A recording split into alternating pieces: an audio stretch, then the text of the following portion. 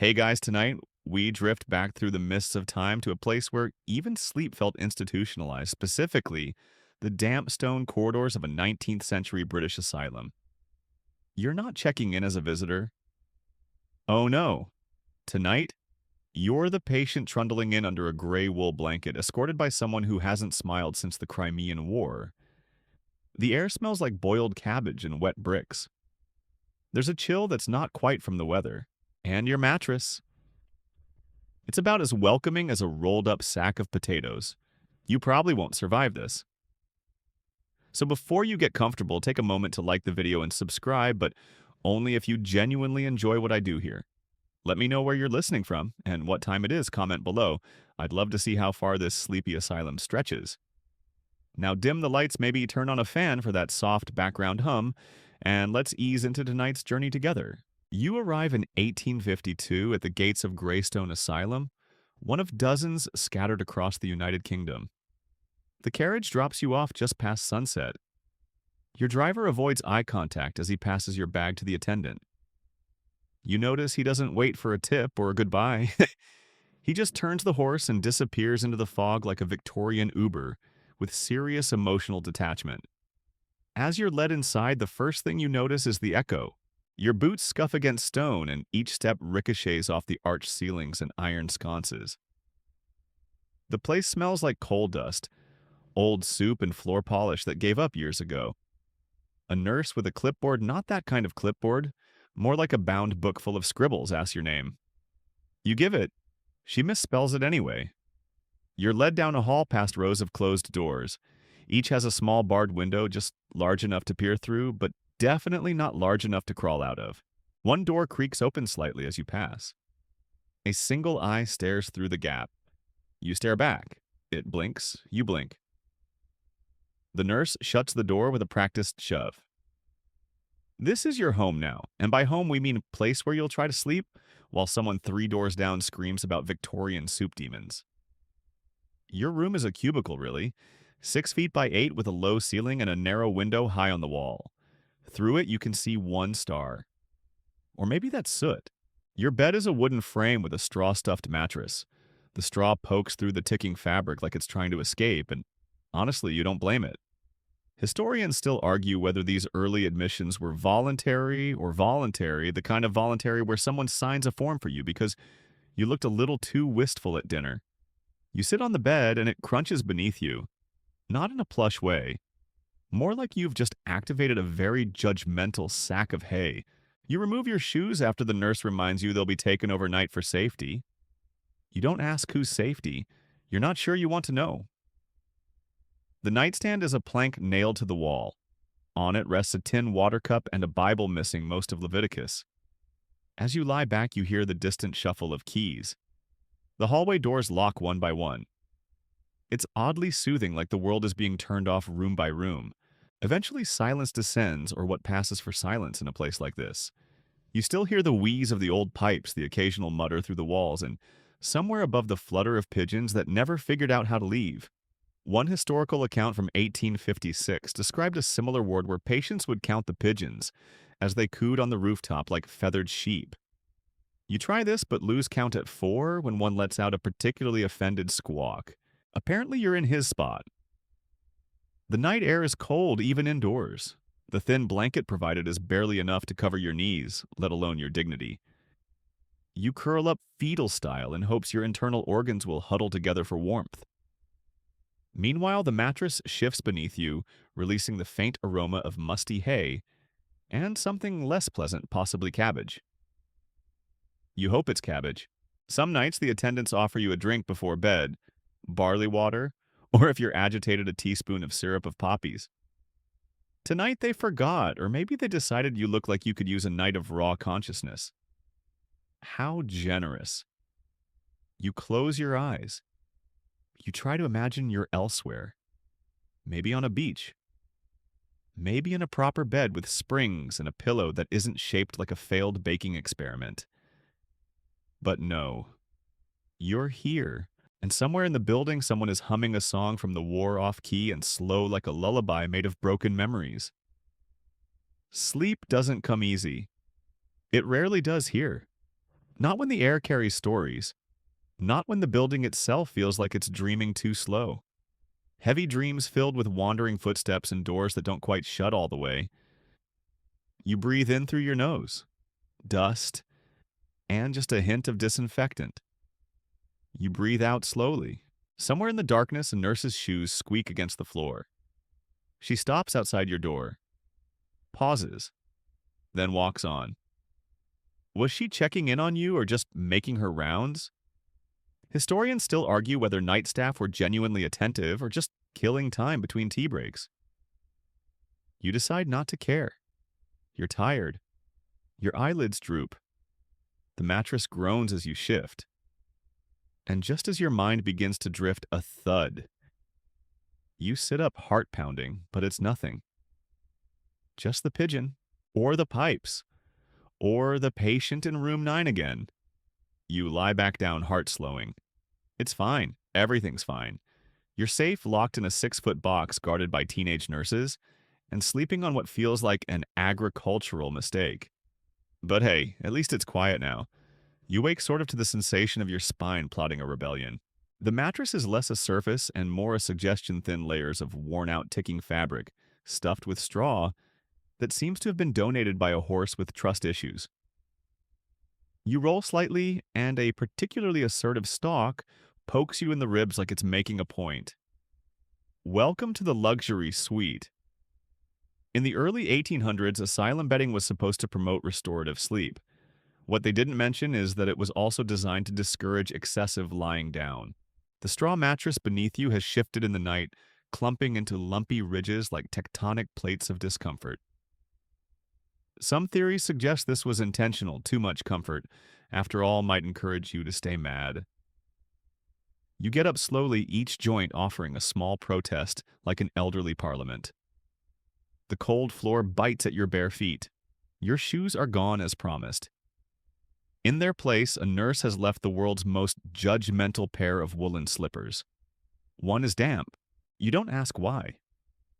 The bed frame is made of wood so old it creaks when you look at it. You tap it, and a puff of dust drifts out as if the thing sighed. Victorian beds weren't known for their ergonomic design. More like they were designed by a committee who had only heard of sleep and mostly feared it. You try to fluff your pillow, an activity that only confirms it cannot in fact be fluffed. It's stuffed with something ambiguous, possibly feathers, possibly leftover upholstery from a carriage seat. It gives just enough to betray your skull before rebounding with the springy spite of a sour joke. Some patients had access to feather pillows, usually the ones with titles before their names. You get whatever this is. You sit again. The straw whispers beneath you like dry grass gossiping about your hygiene. According to one doctor's notes from 1863, the bedding was changed seasonally or in cases of infestation. You try not to read too much into that or the tiny dot skittering across the mattress seam. Probably a hallucination. Hopefully. Historians still argue whether the purpose of these uncomfortable sleeping arrangements was medical or moralistic. Was it truly meant to aid your condition or just to remind you nightly that comfort was a privilege reserved for the sane and solvent? You lie back once more purely out of defiance. A spring or something metal jabs you in the shoulder blade. You shift. It follows. Like a vindictive little ghost embedded in the mattress stuffing. It's the kind of bed that makes you nostalgic for park benches and church pews. At least those had architectural charm. Your blanket has slithered halfway to the floor in the night. You pull it back, noting again its unusual texture. Coarse, stiff, vaguely damp. If sandpaper and burlap had a baby, this would be its baby blanket. According to Asylum inventories from the time, such blankets were often made from recycled wool, unspun leftovers from the textile mills. You wonder if yours ever wrapped a sheep before wrapping your knees. Probably not. The sheep would have protested. There's something vaguely medieval about it all. You're not sure whether this is a place of healing or a very elaborate punishment for unknown crimes. The bed is the centerpiece of that contradiction. It's supposed to cradle you into rest, yet somehow feels engineered to monitor your every toss and turn. If it had eyes, you're sure it would blink smugly. Your roommate, a bedbug you've named Harold, is probably still tucked somewhere along the seam. You'd ask him to move out, but let's face it, he's more comfortable here than you are. You sit up again, look around the room. There's a patch of paint on the far wall that's begun to peel. You find yourself strangely invested in its progress. It's shaped like a crooked spoon or maybe a sad whale. Watching paint peel has never felt so dramatic.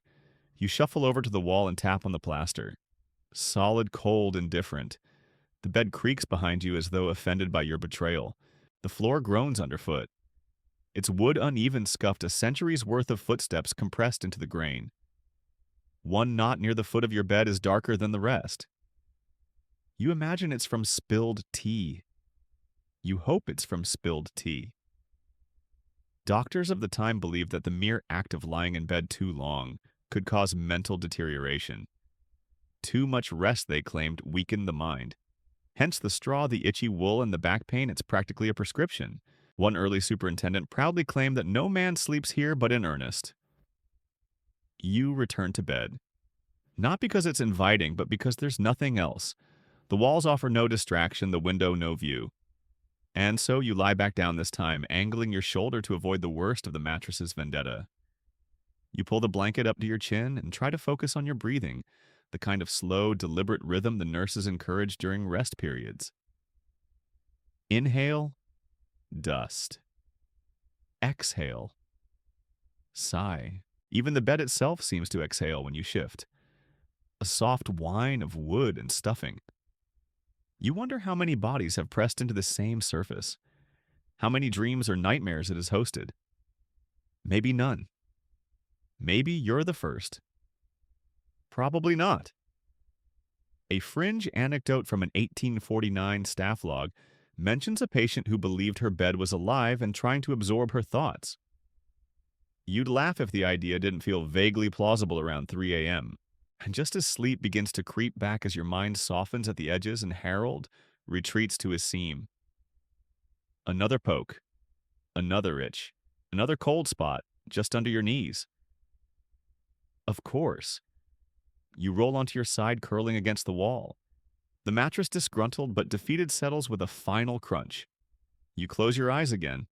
Maybe this time you'll get a full dream before the pipes scream, or someone in room 9 reenacts a Shakespearean monologue in their sleep. Still, you've survived another night on the mattress that fought back. And that, oddly enough, is progress. You wake again not from rest but from resignation. The bed's worn, your spine has quieted for now, though it's more of a ceasefire than a peace treaty. Your back feels like it's been politely rearranged. The mattress releases you with a groan, and you rise to find that your dignity is still very much on pause. You glance around your room. Technically, there's furniture, if we're being generous. A chair more, a stool with trust issues sits in the corner, its legs uneven and one splinter poised for a dramatic entrance. The walls are bare save for a smudge that looks vaguely like a chicken. You've named it Arthur. Now let's discuss your wardrobe. That's in air quotes because what you have is a nail on the wall and a wooden crate. The nail currently holds your jacket, which has somehow managed to gather more dust since last night. The crate is where your folded belongings live, if folded can describe the half-hearted heap you tried to tidy once before giving up out of sheer emotional fatigue. Victorian asylums were not known for their sartorial range. Your daily garb consists of a coarse cotton smock and some incredibly judgmental trousers. The fabric is stiff, off-white, and very possibly alive. One sleeve has an odd seam that scratches like it disapproves of you. You change quickly, mostly to avoid the breeze slicing through the high window. There are no closets, no drawers, no mirrors either. Those were considered too stimulating for the mentally unwell. Heaven forbid you look yourself in the eye while wearing a potato sack, masquerading as outerwear. You remember the attendants locked up your shoes last night. Apparently suicide by footwear was once an actual concern. Or perhaps they just feared escape attempts led by enthusiastic slipper shufflers. Either way, you won't be walking far until someone returns your boots. You pull on the slippers again, the wool ones that look like they've been through a few emotional breakups. Still damp, still mysterious. One corner of your room holds a basin and pitcher. The water is cold and the soap is somewhere between a stone and a lie. You splash your face dry off with a towel that exfoliates and insults simultaneously. and sit on your stool to consider your next move. Some patients tried to personalize their rooms. A scrap of newspaper here, a bit of yarn twisted into a shape that looked vaguely like a cat. Most of it was promptly removed by staff in the name of order. One nurse's notes from 1871 refer to a patient who tried to start a fashion magazine by sketching outfit ideas on the backs of ration slips. She was reprimanded for frivolity. Historians still argue whether denying personal belongings was about maintaining institutional discipline or simply a practical solution to limited resources. Either way, you're left with nothing but Arthur the Chicken Smudge for company. The hallways outside your room offer more variety rows of pegs for coats, small wooden benches, the occasional wheeled cart rattling by with cracked porcelain bowls and lukewarm broth. Patients shuffle in worn slippers, each one a slow-moving bundle of cotton wool, and haunted facial expressions. You pass someone in the corridor, an older man with a blank stare and perfectly parted hair. His robe is cinched tight, his hands clasped behind his back like he's on a very sad promenade. He doesn't speak, just nods slightly as if you both understand that words are optional here. You reach the communal wardrobe room, a grand name for what amounts to a glorified broom closet with numbered cubbies. An attendant checks your name and hands back your shoes. You half expect to find a note inside them. Instead, there's just lint and a pebble with ambitions. You put them on. They feel stiffer than yesterday, which doesn't seem physically possible. But then again, physics doesn't work quite the same in this building. Here, walls breathe straw pokes back and time loops like a forgetful janitor. Clothing in asylums wasn't just functional, it was symbolic. Uniforms without variation designed to flatten identity, reduce confusion, and frankly make laundry easier. But it also erased the wearer. No rich velvets, no sprightly patterns, no personal flair. You could be anyone. And that was sort of the point. Quirky historical note. One asylum briefly experimented with color-coded smocks, blue for melancholia, red for mania, beige for catatonia. It lasted 2 weeks before everyone started swapping robes like confused theater understudies. You return to your room and hang your coat back on the nail. The nail, to its credit, has not yet given up, though the wall around it has started to crumble slightly as if even it knows this arrangement is temporary at best. You sit on the bed. The mattress, clearly still offended by your movements, greets you with a crunch. You sigh. Not dramatically, just the kind of sigh that lets a room know you're participating under protest. There's something oddly democratic about the discomfort. Every patient gets the same awkward chair, the same abrasive blanket, the same mattress that whispers passive-aggressive things about your posture.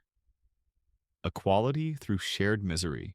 Historians still debate whether this institutional sameness was part of the moral management movement, or simply the easiest way to outfit 100 rooms on a budget made of hope and reused nails. You lie back down for a moment, just to feel the shape of the mattress again. Yep, still hostile. You close your eyes briefly and imagine a wardrobe with soft cotton-brushed wool, maybe even a scarf that wasn't woven by regret.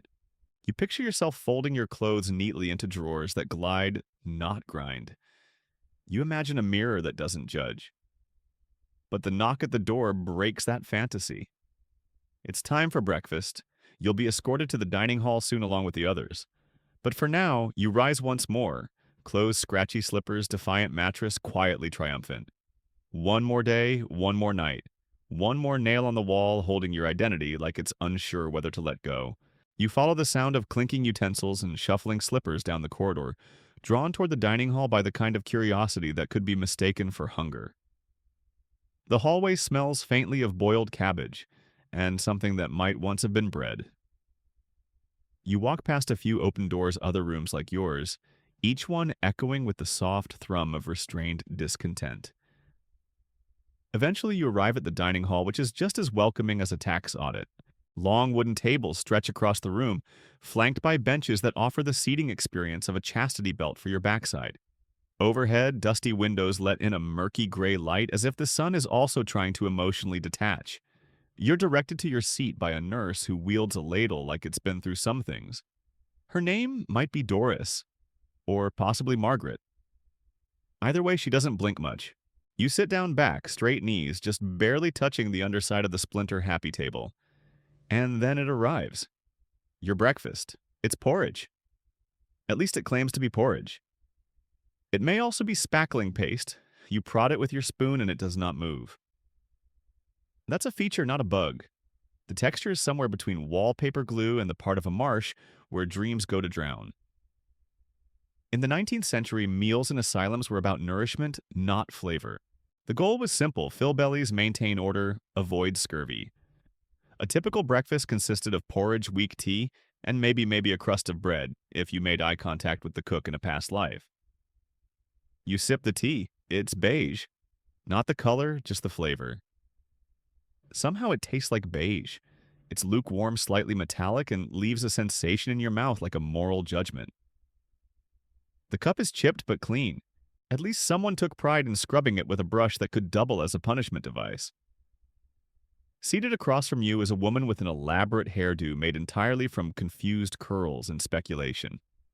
She's named her spoon Stanley and is currently giving it a pep talk. "You can do this, Stanley," she murmurs, staring into her bowl like it owes her money. You decide not to interrupt. One man near the end of the table is humming a tune that sounds suspiciously like "God Save the Queen," but might also be his impression of a leaky tap. Another is counting the oats in his porridge aloud, occasionally skipping numbers with quiet defiance. The staff walk the perimeter like tired sheepdogs watching, correcting, occasionally confiscating utensils when they become weapons of existential despair. You stir the porridge not because it needs it. Nothing will help at this point, but because it gives you something to do. Stirring is a form of hope. You manage 3 spoonfuls before your stomach politely declines further involvement. Quirky tidbits some asylums employed what were known as dinner bells, which rang not only to signal mealtime but also as a psychological cue. The sound was supposed to bring structure to your day. Unfortunately, it also made one patient in Yorkshire believe he was being summoned by Neptune to lead an undersea army. Historians still argue whether the blandness of asylum food was an intentional dulling of the senses or simply the result of tight budgets and bad cooking. Some records suggest doctors believed overly seasoned food could agitate the humors. And if there's one thing you don't want at breakfast, it's agitated humors. You glance at your benchmate's bowl. They're holding their spoon like a violin bow and whispering an aria to the porridge. It's oddly moving. You look down at your own again. Still immobile. Still beige. Still vaguely sentient. At one point, someone drops a spoon. It clatters like a gunshot and everyone freezes. The sound lingers for a second longer than it should, then a life resumes. That's the rhythm here: intermittent noise moments of eerie quiet and long stretches of controlled discomfort. It's like a dinner party hosted by a ghost with control issues. Meal times are regimented. You're allotted 20 minutes, not a second more. Staff time it quietly but firmly, ushering the slow chewers and dreamers toward conclusion. You learn to eat not just quickly but with tactical efficiency. Chew, swallow, don't taste, repeat. Some days the meal is slightly different. Maybe a boiled egg on Sundays or a thin gruel flavored with onion if someone up the ladder is feeling charitable. But porridge is the baseline. It's the control variable in this grand experiment called institutional care. You remember reading or maybe just imagining a story about a patient who sculpted his breakfast into tiny furniture. He made armchairs from crusts and once shaped a tiny grand piano from mashed turnips. They said he was non-compliant. You say he was a genius. The 20-minute bell rings. You stand automatically, muscles stiff from the hard bench. Stanley's owner kisses her spoon and places it carefully beside her bowl. The man with the leaky tap hum gets shooed along gently by an attendant. The porridge remains half-eaten, mostly mourned. You file out with the rest, stomach lightly filled, heart slightly heavier. Breakfast is less a meal than a reminder. A marker of time. A way to say, yes, you are still here. You pass through the hallway again, noticing for the first time a small painting hung just above the staff break room door. It's of a ship at sea, faint water-stained, probably donated. Still, it's something. A glimpse of another world. One where porridge might be optional. You pause for a moment to look. Just long enough to feel like you've stepped slightly outside yourself. Then you're ushered onward down the corridor back toward your next activity, which you're told is sweeping the same hallway you just walked. But hey, at least it's not porridge. You grip the broom like it's a peace offering to the universe. The handle is splintered, the bristles uneven, and you're almost certain one end is held together by an old shoelace. Still, it's your task for the next hour, and you've seen worse jobs like chamber pot detail or worse button sorting in the occupational therapy room. The corridor you're meant to sweep is a familiar one, long and echoey, lined with doors that either lead to rooms like yours or to staff spaces that smell faintly of ink and pipe tobacco. You begin at one end, pushing the broom with the tender grace of someone pretending to be productive, while actually conserving energy for nothing in particular. This kind of labor was considered therapeutic in the 19th century asylum system. Moral treatment. They called it give the patients routine, simple duties and plenty of fresh air. It was supposed to anchor the mind, or at least tire the body into submission. You sweep in slow, methodical arcs, letting the motion lull you into a kind of semi-trance. The floor is mostly clean already, but that's hardly the point. Historians still argue whether these chores were genuinely rehabilitative or just a convenient way to keep the institution running on free labor. One theory suggests that meaningful work helped instill a sense of purpose. Another implies it was just easier to control people when their hands were full and their thoughts preoccupied with dust. You round a corner and nearly collide with another patient. He's barefoot wearing a smock, 2 sizes too large and holding a feather as though it's sacred. "I found this on the windowsill," he whispers. "It was looking at me funny." You nod solemnly and let him pass. Asylum etiquette rule number 1. Sometimes you just go with it. The walls here are painted a dull green, chosen supposedly for its calming properties. More likely, it was the cheapest color available in bulk. You notice tiny cracks in the paint near the ceiling, like veins tracing out the building's slow decay. Someone scratched initials into the baseboard. AW followed by a date from 5 years ago. You wonder if they're still here or if the scratches are all that's left. Occasionally, a nurse passes by with a clipboard making neat little notes in tight handwriting. You've often wondered what those notes say. Probably things like patient showing signs of compliance or broom technique adequate if uninspired. You'd write back if they'd let you. Something like boredom levels rising, send marmalade, quirky tidbit 1. British Asylum tried letting patients submit daily mood reports using colored pebbles, green for calm, red for agitation, blue for confusion. Unfortunately, patients started swapping pebbles like currency, and one man built a small empire by cornering the market on red. You continue sweeping. A nurse waves at you to keep the broom low, apparently sweeping too enthusiastically, kicks up dust, which then leads to sneezing, which then leads to someone insisting they're being poisoned by ghosts again. Cause and effect in this place is a very fluid thing. You pass a wooden bench bolted to the wall. It creaks under the weight of a dozing patient, head lolled back, mouth slightly open. You envy them not just for the nap, but for the ability to sleep through the hallway symphony of footfalls, mop buckets, and distant murmuring. Somewhere further down the corridor, someone is singing. It's a soft-voiced female, the tune wordless and wandering. You can't see her, but the sound floats down like mist. It's oddly comforting, even if the tune is a bit off-key. You pause your sweeping for a moment just to listen. Then, of course, the broom squeaks loudly and the spell is broken. You reach the end of the hall and glance at the clock mounted high on the wall. It's off by at least 10 minutes, which in asylum time means nothing and everything. A nurse claps her hands once and announces the end of work detail. She does not thank you for your service, nor does she compliment your dust pile. She just points down the hall and says, "Activity room." You nod. Of course, more activities, more purpose. You carry the broom to the storage closet where it will rest until the next soul is asked to coax purpose from the grainy floorboards. The activity room is on the second floor. You climb the narrow staircase slowly, listening to the echo of your own steps, the railing cool beneath your fingers. The hallway up here is brighter, larger windows, more air, and the unmistakable scent of dried paint and old newspapers. Inside the activity room, a group is already assembled. Some are painting. Others are knitting with intense concentration. One man is gluing bits of fabric onto a shoebox and calling it France. You take a seat at the long table and are handed a puzzle. It's missing three corners and possibly part of the Eiffel Tower. But you begin anyway, grateful for the illusion of choice. Victorian asylums often touted their craft and activity programs as essential to recovery. Patients were encouraged to draw, paint, weave, and build.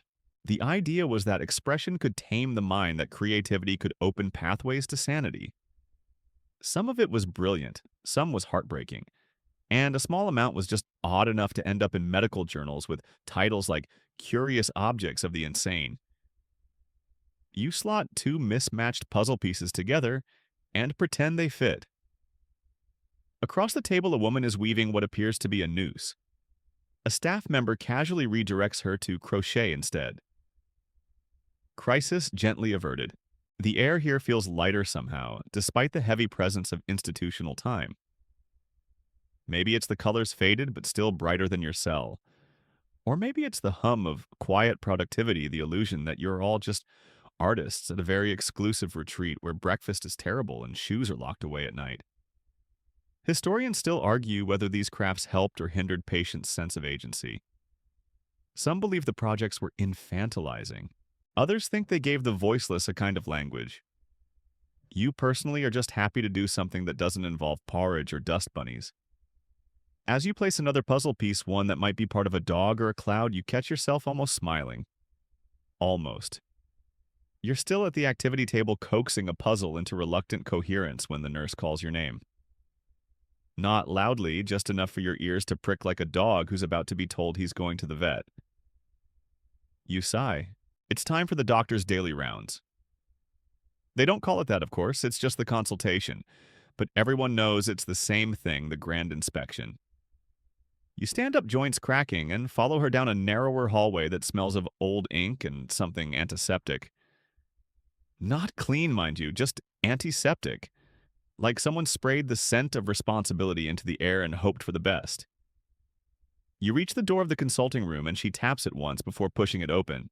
Inside, the doctor is seated at a wide desk, a lamp flickering weakly beside a pile of patient logs. He wears a waistcoat that may have seen action at the Battle of Waterloo, and spectacles that seem to fog just from the weight of responsibility. You sit. He doesn't offer a handshake. No one does here.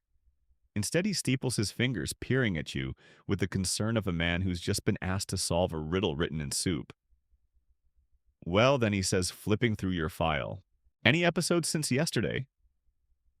Episodes, not feelings, not thoughts. Episodes. You could be a Victorian Penny Dreadful. You suppress the urge to ask whether he'd like a summary or a dramatic reenactment. This is how it goes in asylums. Observations, not conversations. You're a subject, not a participant. The doctor asks if you've been sleeping, eating, participating. You answer carefully. Too little enthusiasm and you're depressed. Too much and you're manic.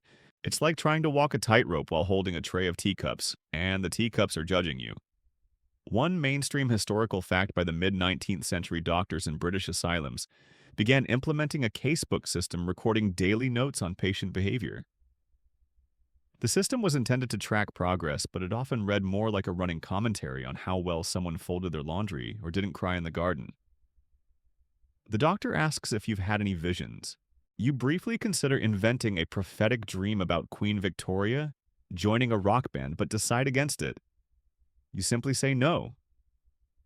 He nods, writes something, and doesn't look up for a solid 30 seconds. You use the moment to examine the office. The walls are lined with books, mostly medical texts and treatises with names like Phrenology and the Mind's Garden or The Nervous Female, a cautionary tale. One shelf holds glass jars filled with unidentifiable things. You suspect one of them contains a pickled something that used to have dreams. A quirky tidbit for your trouble, one doctor in a northern asylum was famous for claiming he could diagnose melancholy by the way patients pronounced the word butter. He published a paper on it. It was not well received. The doctor asks if you've had any new urges. He means violent, but he says it like he's worried you might suddenly develop an addiction to collecting spoons. You respond in the negative. He nods again, slower this time, like he's disappointed you didn't give him something juicier. Then comes the part you dread, the physical exam. Not a full one, just a check of your eyes, your pulse, and occasionally your reflexes, though he treats each like a formal waltz. Tap the knee, peer into the pupil.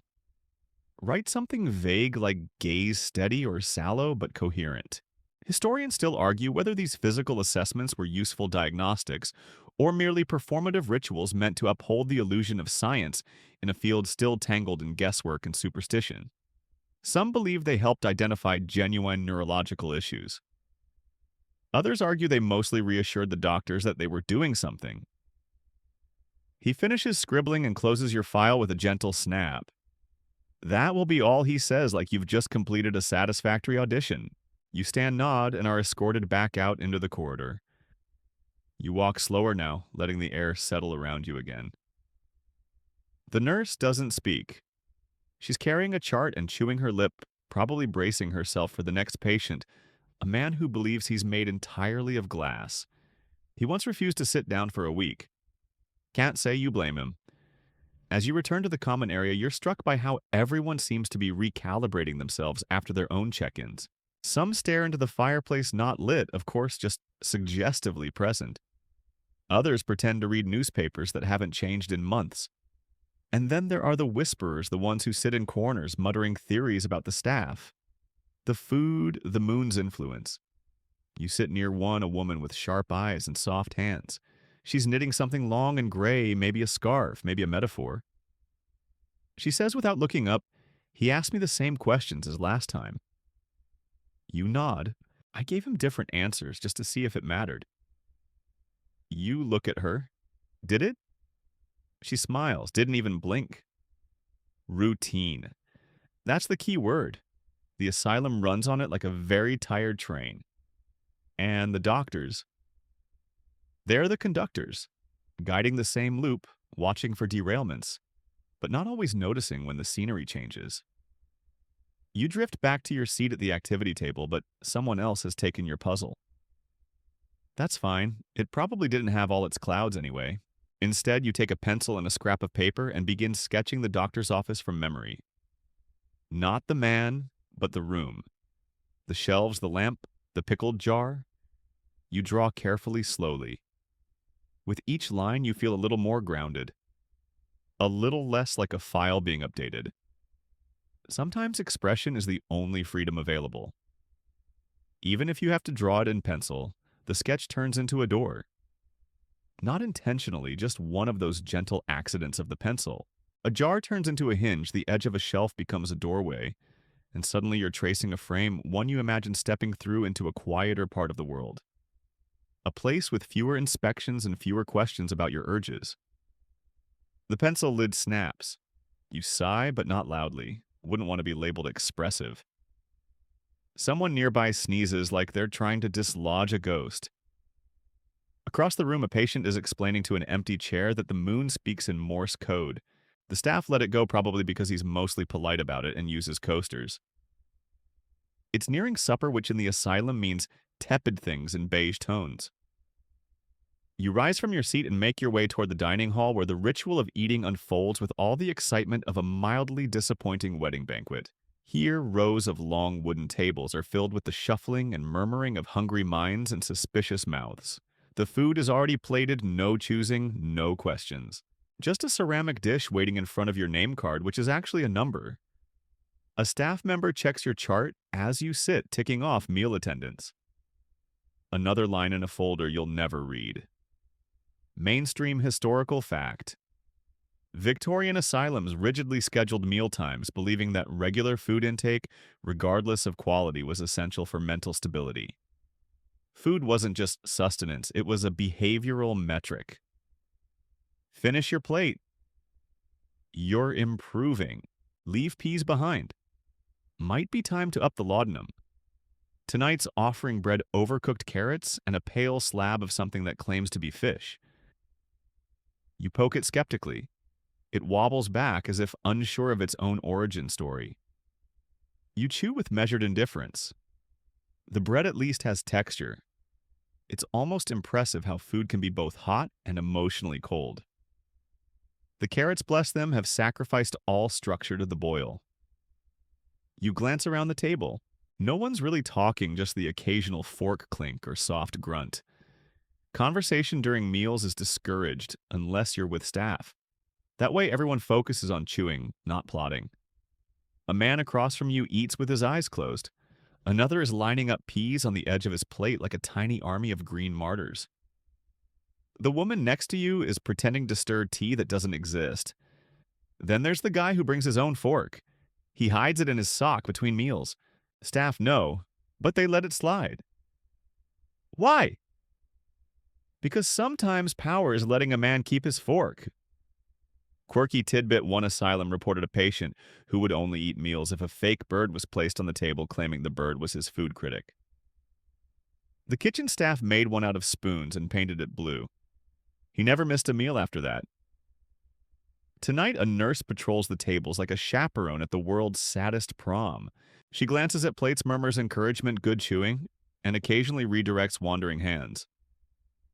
One man tries to trade his fish for someone else's bread, whispering like it's a secret stock exchange. It's declined. Bread is king. You finish your meal slowly, not because you're savoring it, but because there's nothing else to do. Meals are time-based, not hunger-based. You chew because it's part of the clockwork. Historians still argue whether these dining rituals were about nutrition or obedience. Some say regular meals helped reinforce a sense of structure. Others believe it was another way to quantify docility. Empty plate equals good behavior regardless of whether you actually digested anything. When it's finally time to rise, you're herded like very well-behaved sheep back through the corridor. Some patients head to their rooms, others to the reading lounge, a room that smells of old paper and older despair. You choose the latter partly for variety, partly because you like the smell of bindings worn thin by desperate thumbs. The reading lounge features shelves of outdated encyclopedias, moral tales, religious tracts, and novels that were deemed suitable. No gothic romances, of course, can't risk anyone identifying too much with haunted heroines or brooding strangers. You select a book at random. It's titled Lectures on the Mind Volume 2. The cover is cracked, the font overly ornate, and the first page has a suspicious brown stain that may be tea or trauma. You don't actually read it. You just open to the middle and stare at the page, letting your eyes blur the lines into comfortable nonsense. The act of holding a book, after all, suggests productivity. The illusion of thought. A kind of camouflage. Nearby, someone is reading aloud quietly, but audibly enough to annoy those trying to do their own non-reading. The staff intervene only when he switches accents mid-paragraph. You glance at a painting above the fireplace, still unlit, a countryside scene, overly idealized, complete with a shepherd who looks suspiciously well-groomed. Someone once stuck a bit of wool to the sheep with paste. It's still there years later now, a matted gray lump. Tradition, perhaps. The fire isn't real, but the mantle is solid oak. You run a hand over it absently. The polish is uneven, like someone cared about appearances only at eye level. You sit for a while longer, the book heavy in your lap, the words drifting like fog. The room dims as the sun slides down outside, not that anyone here is allowed to see the sunset properly. Curtains are drawn for safety. Safety from what no one specifies. But the phrase for your own good is a sort of religion here. Eventually a bell rings, not loud, but final. Time to return to quarters. You place the book carefully back on the shelf. Volume 2 of a lecture series no one asked for. It feels weirdly symbolic. As you walk down the hallway again, you wonder how many others tonight will dream of fish that didn't quite taste like fish, or shepherds with too many teeth, or books that whisper when no one's around. Probably quite a few. You return to your quarters, which is a grand way of saying a room just slightly larger than a generous broom closet. The walls are whitewashed but not clean. There's a difference. The paint peels slightly around the window frame, curling like paper trying to escape a bad poem. The bed is narrow, barely wide enough for dreaming. A woolen blanket lies atop the mattress, its fibers coarse enough to exfoliate shame. The pillow is modest but not unkind, and the chamber pot waits dutifully in the corner, forever ready to be part of your worst moments. You sit on the bed and take in the silence. It's not true silence, of course. There's always the muffled hum of the asylum footsteps echoing down stone corridors, the occasional cough from an adjacent room, and somewhere far off someone arguing with a deity of their own invention. Lights out is at 9. Until then, you have the room to yourself, a luxury earned by good behavior, and a low chance of spontaneous outbursts. You lie back, arms folded behind your head, and stare at the ceiling, tracing faint lines, and imagining they form constellations like Orion only instead of a hunter. It's a guy trying to remember where he left his dignity. Mainstream historical fact patients in 19th century British asylums were often housed in small, single occupancy rooms. These spaces were considered progressive for the time, offering solitude in place of the overcrowded dormitories common in earlier facilities. In theory, solitude promoted reflection. In practice, it often promoted wall staring. Tonight, you find your thoughts drifting to one of the more curious details of asylum life: the obsession with bedtimes. Staff were militant about sleep schedules, convinced that rest was the cornerstone of sanity. The bell chimed at the same hour each night, like a church service for the weary. And so each evening, the patients of the asylum would tuck themselves in, some obediently, others defiantly, and a few while muttering secrets to moths. You pull the blanket over yourself, noting how it smells faintly of starch and memories. Not your memories, of course, just memories. The sort that hang in fabric like ghosts wearing wool. You glance at the window. It's barred naturally, though you've long stopped checking whether the lock is new. You're not planning an escape. The outside world wouldn't make much sense anyway, not after so many structured days and categorized moods. Quirky tidbit: one patient in a southern asylum insisted on sleeping only when the moon was visible. Staff had to paint a fake moon on his ceiling to keep him from pacing the halls all night. He called it Luna the Liar, but slept just fine under her watchful gaze. Your room has no painted moons, just shadows and the soft throb of gaslight from the corridor slipping in through the cracked door. It casts enough glow to imagine shapes in the walls, a trick of the mind you've grown quite good at. You see a ship sometimes, or a mountain, once a loaf of bread wearing a monocle.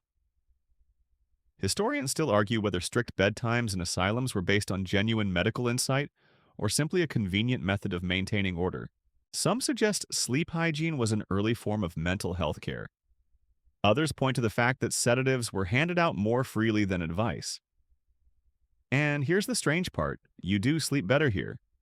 Maybe it's the schedule. Maybe it's the walls always the same shade of nothing.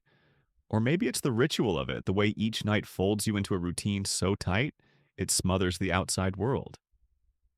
You shift beneath the blanket, adjusting to the groove worn by 1,000 similar bodies. The mattress is a little too soft on one side, a little too firm on the other, like it's hedging its bets on your spinal health. You close your eyes and try to let your thoughts drift towards sleep, but the mind resists. It wants to turn over today's events like a librarian shelving books no one's read. You think of the doctor of his spectacles and his tendency to nod more than speak. You wonder what his home looks like. Does he have a similar chair there? Does he watch his wife the way he watches you, waiting for signs of deviation? Then you think of the man with the fork in his sock. Does he ever stab his peas just to feel powerful? Probably. And the whispering woman. What does she knit when the needles are taken away? Stories, maybe. Long, tangled ones. Outside, an owl hoots. You didn't know owls lived this close? Maybe it's not an owl. Maybe it's just someone imitating one for company. Someone begins humming down the hall. It's soft off key and oddly soothing, like a lullaby translated badly from Latin. No one stops them. Perhaps the staff find it calming too. You open your eyes again and look at the ceiling. A new shape has appeared, a cat possibly. Or a hat. Or a cat wearing a hat who's lost its will to rhyme. You smile faintly. In some rooms you imagine people sleep immediately, dropping into dreams like stones in water. But here you hover. You linger at the edge, one foot still planted and waking the other, dipping into something stranger. A draft flutters across the floor. The window doesn't quite seal anymore. The breeze smells faintly of wet stone and something herbal, probably from the staff's garden where they grow things to calm and sedate. Lavender, maybe. Or just wishful thinking. You close your eyes again. Sleep doesn't come in waves here. It tiptoes in, careful not to disturb the filing system. Your last thought before it takes you. If the ceiling ever changes color, you'll name it. Something regal, like Sir Patches of Damp. And then slowly you drift. You wake before the bell. Not because you want to, no one ever wants to, but because somewhere down the corridor, someone has begun their morning with a vigorous monologue about toast. They're very passionate about it. You admire their energy even if you'd prefer it came an hour later. Your eyes open to that same cracked ceiling, still wearing the scars of damp winters and institutional indifference. Sir Patches of Damp hasn't changed overnight, still regal, still peeling. You nod at him as if greeting an old friend. Then, groaning softly, you sit up. The blanket falls away like a theater curtain revealing a nightgown designed more for practicality than elegance. It's rough, slightly itchy, and smells faintly of lye and ghosts. You slip your feet into your slippers, well, technically not your slippers, but they've molded to your particular shuffle. You hear the footsteps of the early-duty nurse before you see her. She's efficient, polite, and terrifyingly cheerful. Her knock on the door is gentle, but the kind of gentle that doesn't accept refusal. Up and steady, she calls, her voice wrapped in artificial warmth. You are by this point professionally steady. Mainstream historical fact. Morning inspections were a key part of Asylum routine. Staff would make rounds at sunrise, checking on patient hygiene, room tidiness, and signs of unrest. The belief was that starting the day with structure helped stabilize the mind. That, and it gave them a chance to assess who might be headed for a rough patch. You make your bed. It's part of the rules. Sheets must be tucked, blanket smoothed, pillow plumped. You've developed a technique, a swift flick, a tug, and then the ceremonial palm swipe, flattening invisible wrinkles like sins before a confessor. Once done, you step into the hallway, joining the slow procession of sleepers turned shufflers. The air smells of boiled porridge and floor polish. A warden stands at the corner, arms crossed, watching the flow with the blank focus of someone who's long since run out of curiosity. Quirky tidbit: in one asylum, a patient took it upon himself to inspect everyone's beds each morning, issuing fictional points for crease quality. Staff let him carry on, perhaps out of amusement, perhaps out of a desperate need for internal entertainment. He wore a paper badge that read Chief of Sheets. You remember him. You even earned a 10-point star once, though you were pretty sure it was because your blanket looked like a triangle and he liked triangles. Today's breakfast is porridge again. You could pretend to be surprised, but your eyebrows are still asleep. It's ladled into bowls by kitchen staff who are either monks of minimalism or have simply given up on seasoning. You eat slowly, more for the texture than the flavor. Warm gray and vaguely oat-like, it's a food that asks nothing and gives very little. There's also tea, of course, if you can call it that. The color suggests it once met a tea bag at a bus stop and never followed up. The room buzzes with quiet sounds, spoons clinking gentle, slurping the occasional throat clear that sounds suspiciously like a code. Across from you, someone is eating their porridge with exaggerated joy eyes, wide humming a victory march between spoonfuls. Maybe they're performing for an audience only they can see. Maybe it's just Tuesday. You glance out the high window. The sky is its usual pale gray, like a sheet of parchment left in a damp drawer. You wonder if the sun is up or if it's decided today isn't worth the effort.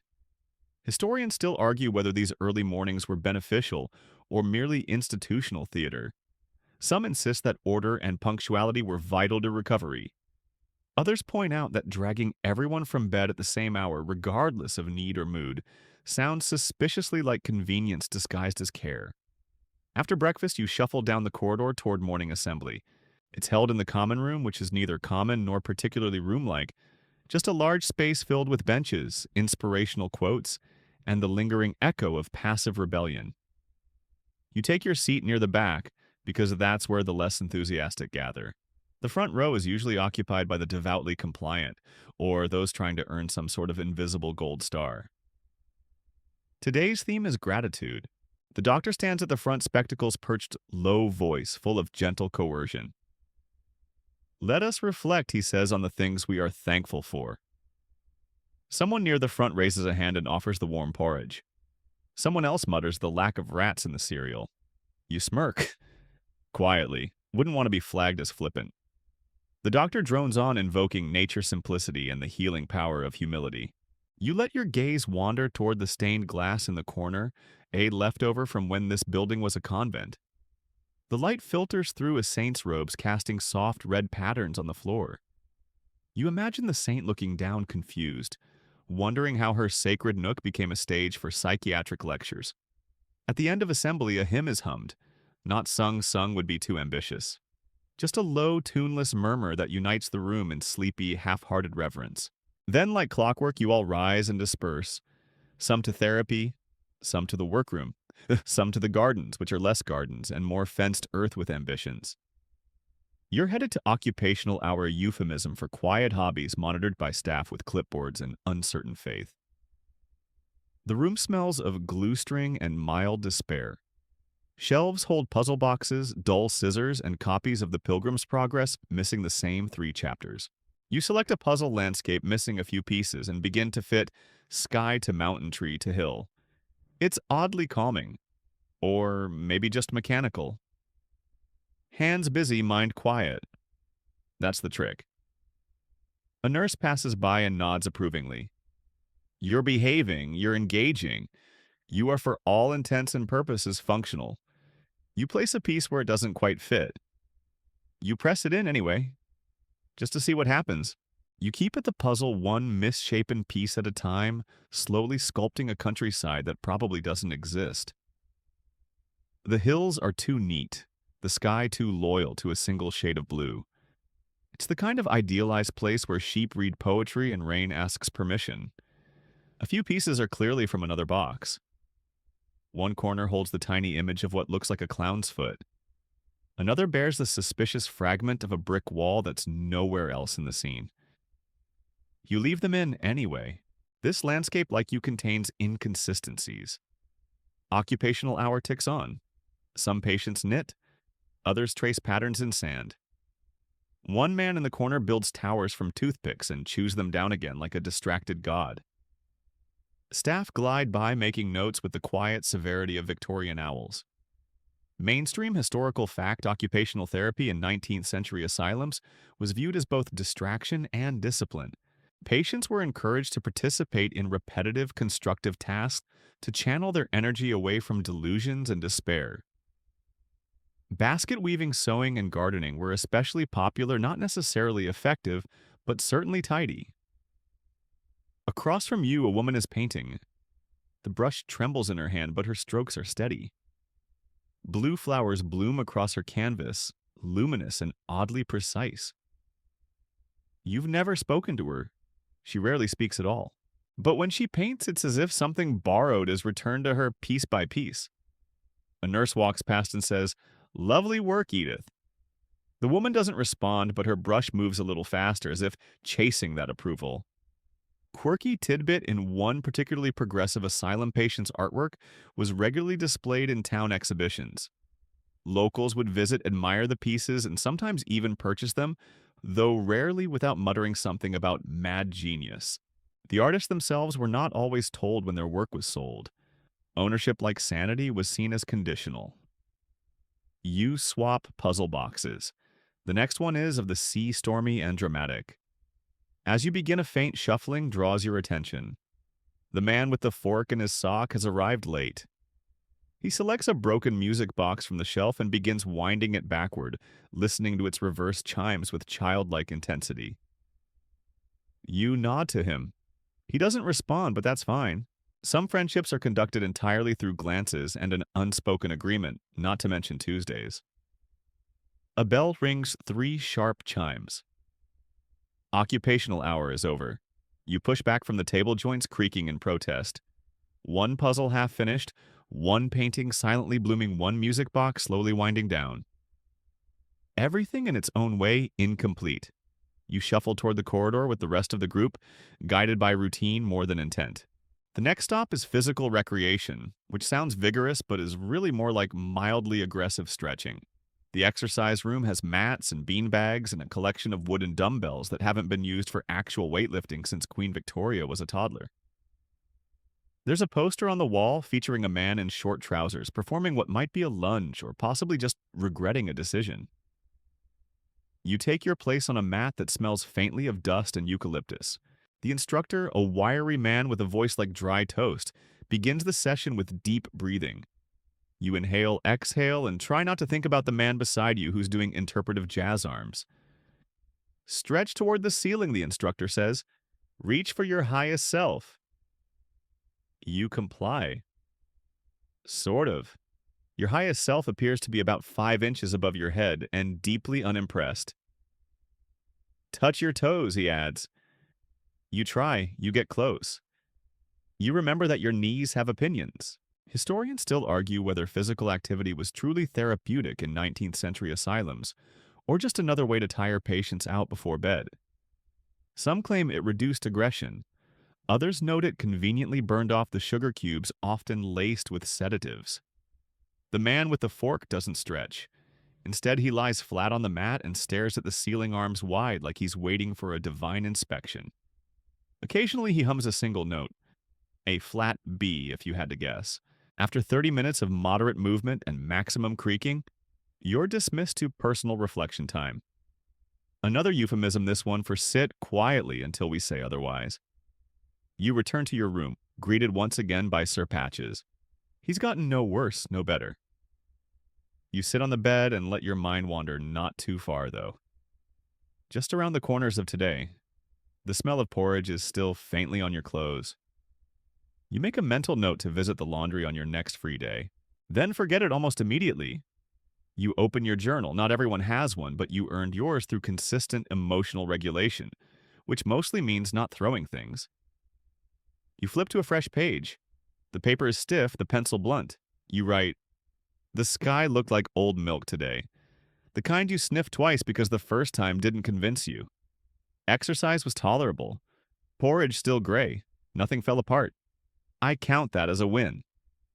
You pause, then add "saw a bird," or a leaf pretending to be one. Either way, it was committed. Someone knocks 2 quick raps and a pause. It's the nurse again. "You're needed in the conservatory," she says, as if you've been requested for tea rather than another therapy session. You nod. The conservatory isn't really a conservatory, just a glass-walled room with a few dying ferns and an armchair that has seen better decades. But it gets the best light. You walk there slowly, taking the long corridor past the mural wall. It's covered in paintings done by patients, some cheerful, some unnerving, one of a horse that looks suspiciously like a toaster. You enter the conservatory. The doctor is already seated, legs crossed, notebook in hand.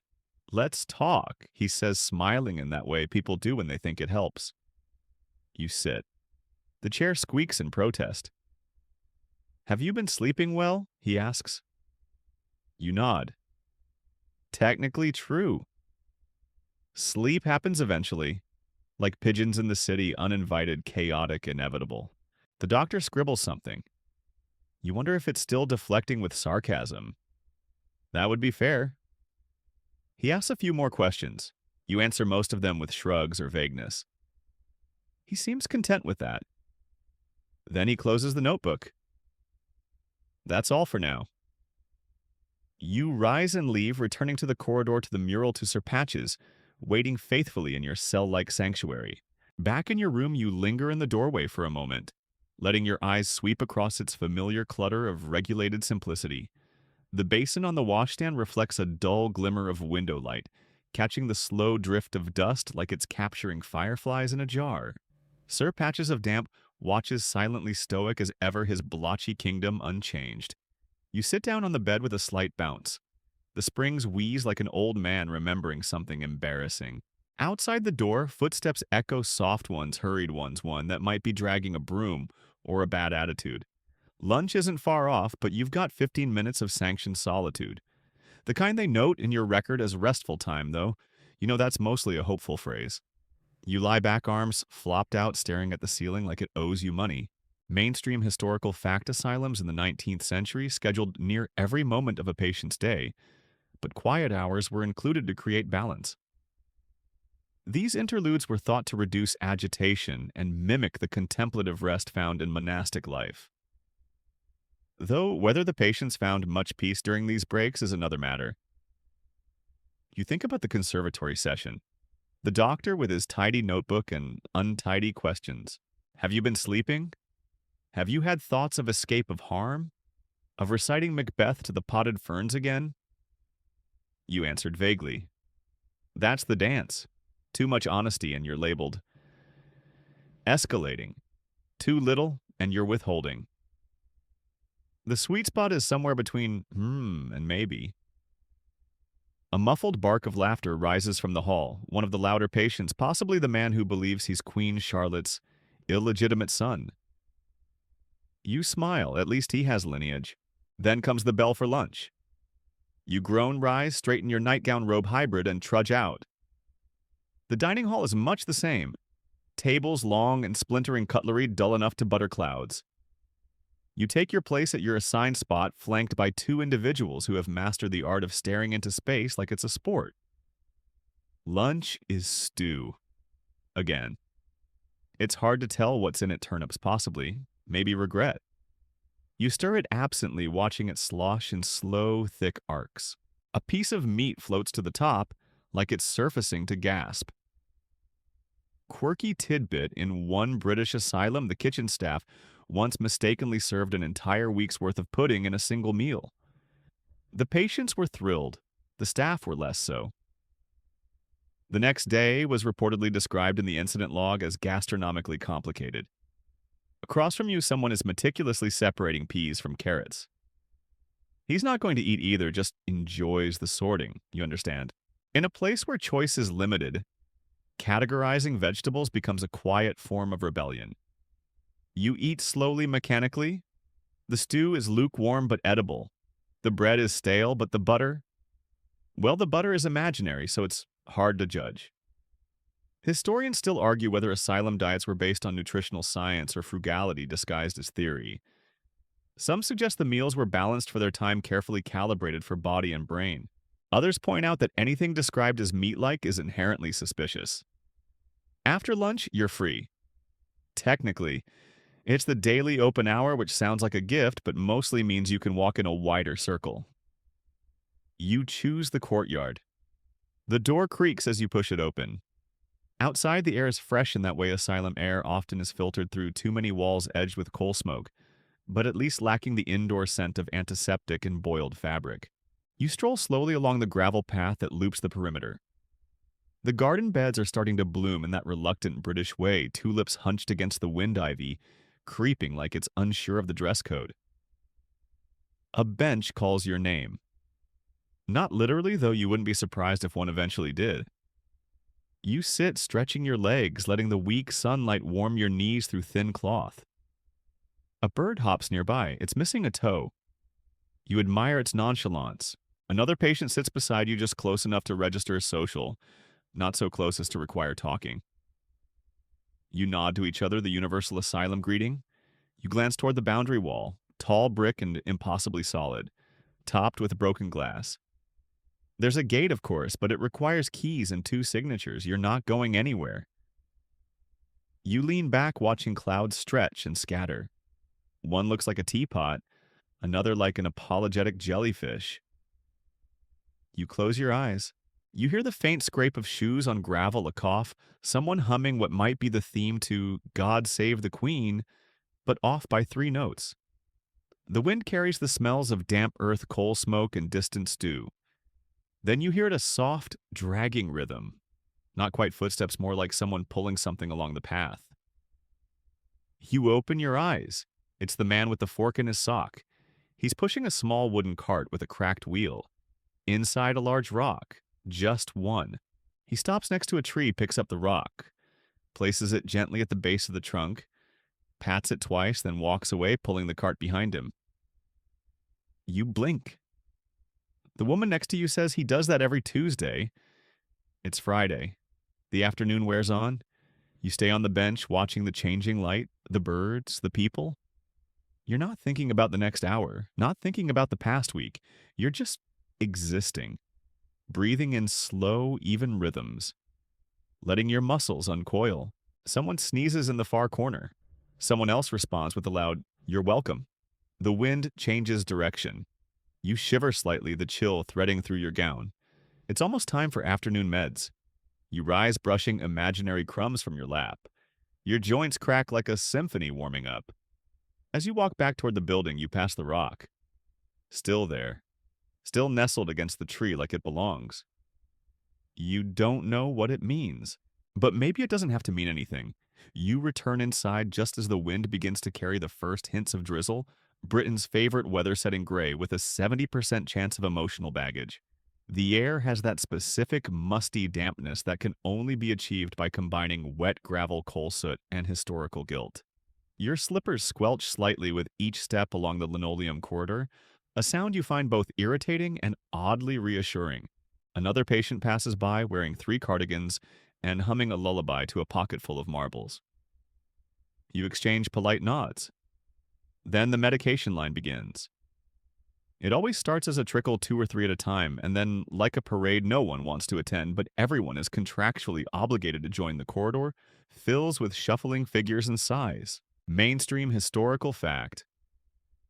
19th century asylums administered medication primarily in the form of powders drafts, and on special occasions sugar cubes soaked in laudanum or chloral hydrate. The idea wasn't always to heal, but often to quiet. If the medicine didn't soothe your nerves, at least it would make you too drowsy to punch the wallpaper again. You stand in line behind the man with twitchy elbows and ahead of the woman, who always smells faintly of onions, regardless of what's served at lunch. The nurse at the front checks names with all the enthusiasm of someone alphabetizing spoons. When it's your turn, she offers you 2 pills, small chalky things, and a tin cup of water. You swallow. Easy. You learned long ago to stop asking what's in them. Whether they're mood stabilizers, mild sedatives, or just sugar pressed into a pill shape, the result is always a slight smoothing of the world's edges. She marks something in her logbook with a pencil worn down to its last inch. You step aside. The next patient steps up. The ritual continues. Quirky tidbit: in one long-defunct asylum, it's rumored that a nurse once accidentally dosed herself with a heavy sedative intended for a particularly volatile patient. She reportedly napped upright in a chair for 7 hours and no one noticed, until she began softly reciting the Book of Psalms in ancient Greek. You walk slowly back to your room, letting the medication take root in your bloodstream. The edges of sound dull, just slightly. The hum of the walls gets warmer. Your thoughts lose their corners. You pass the reading room, where a few patients lounge with books of various interest. One man appears to be reading a train schedule from 1874 as if it's a thriller. A woman is flipping slowly through a botany text, pausing occasionally to frown at the drawings. You pause. You consider joining, but the soft arms of your room call to you, and so you drift that way instead. Sir Patches greets you with silence. He's drooping a little more than before. You adjust his stuffing a ritual now and set him carefully on the pillow. You sit down, then lie back. The mattress sighs. Historians still argue whether the routine of asylum life created calm or crushed individuality. One school of thought suggests the predictable rhythm soothed frayed minds. Others argue that endless routine without purpose or autonomy led to deeper detachment. You lie somewhere in the middle, comforted by structure, but aware it has teeth. The medication takes gentle hold.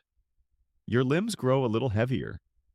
The ceiling swims into soft focus. You breathe slowly, but then the bell again. Visitor's hour. You sit up slightly startled. You'd forgotten. It's easy to forget when your days melt like candles.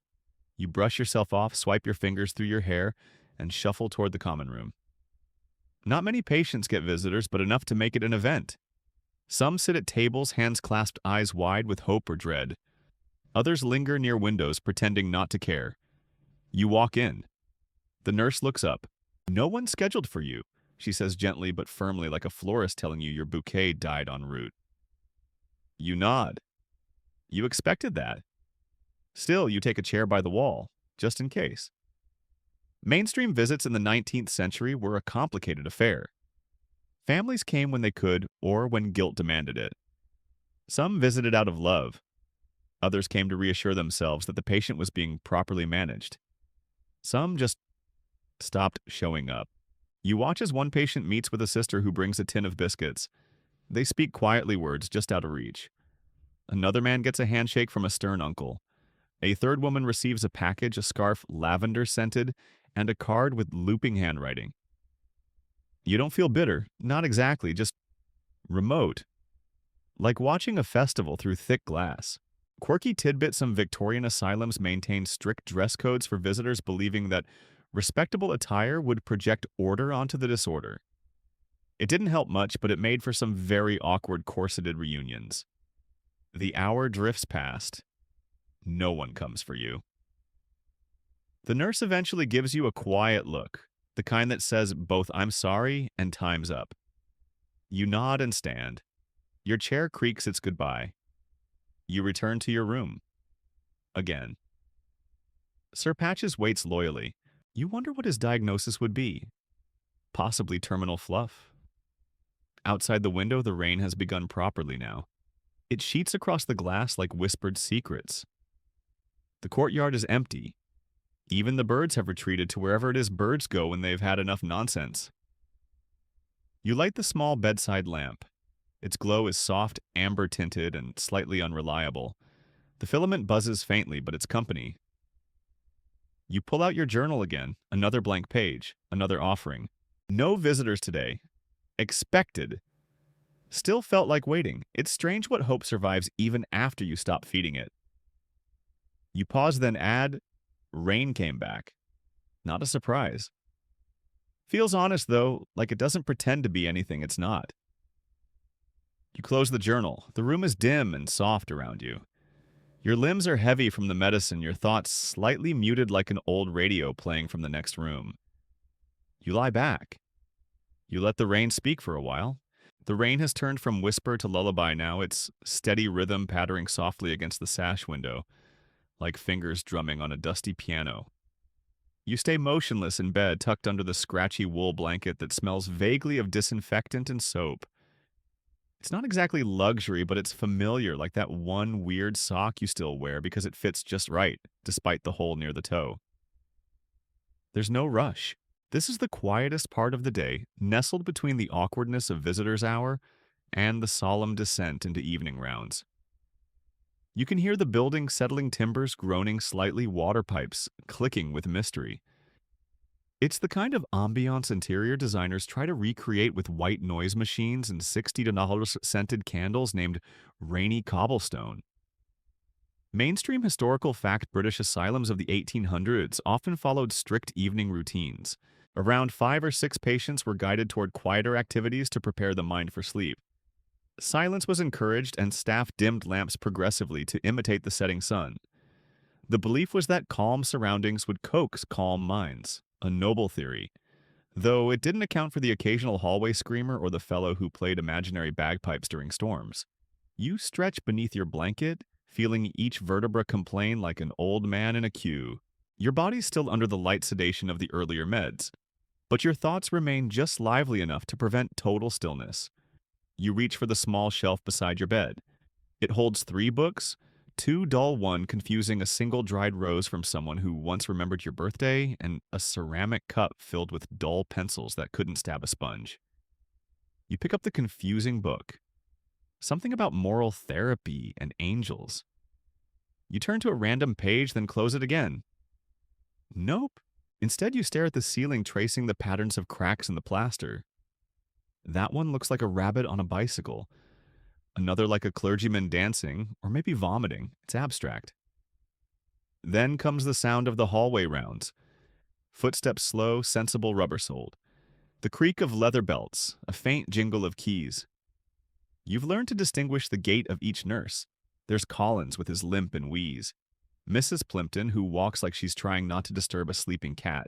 And the younger one, Ellis, always quick, slightly too cheerful, like a puppy wearing a uniform. Tonight, it's Plimpton. She taps your door gently and opens it halfway.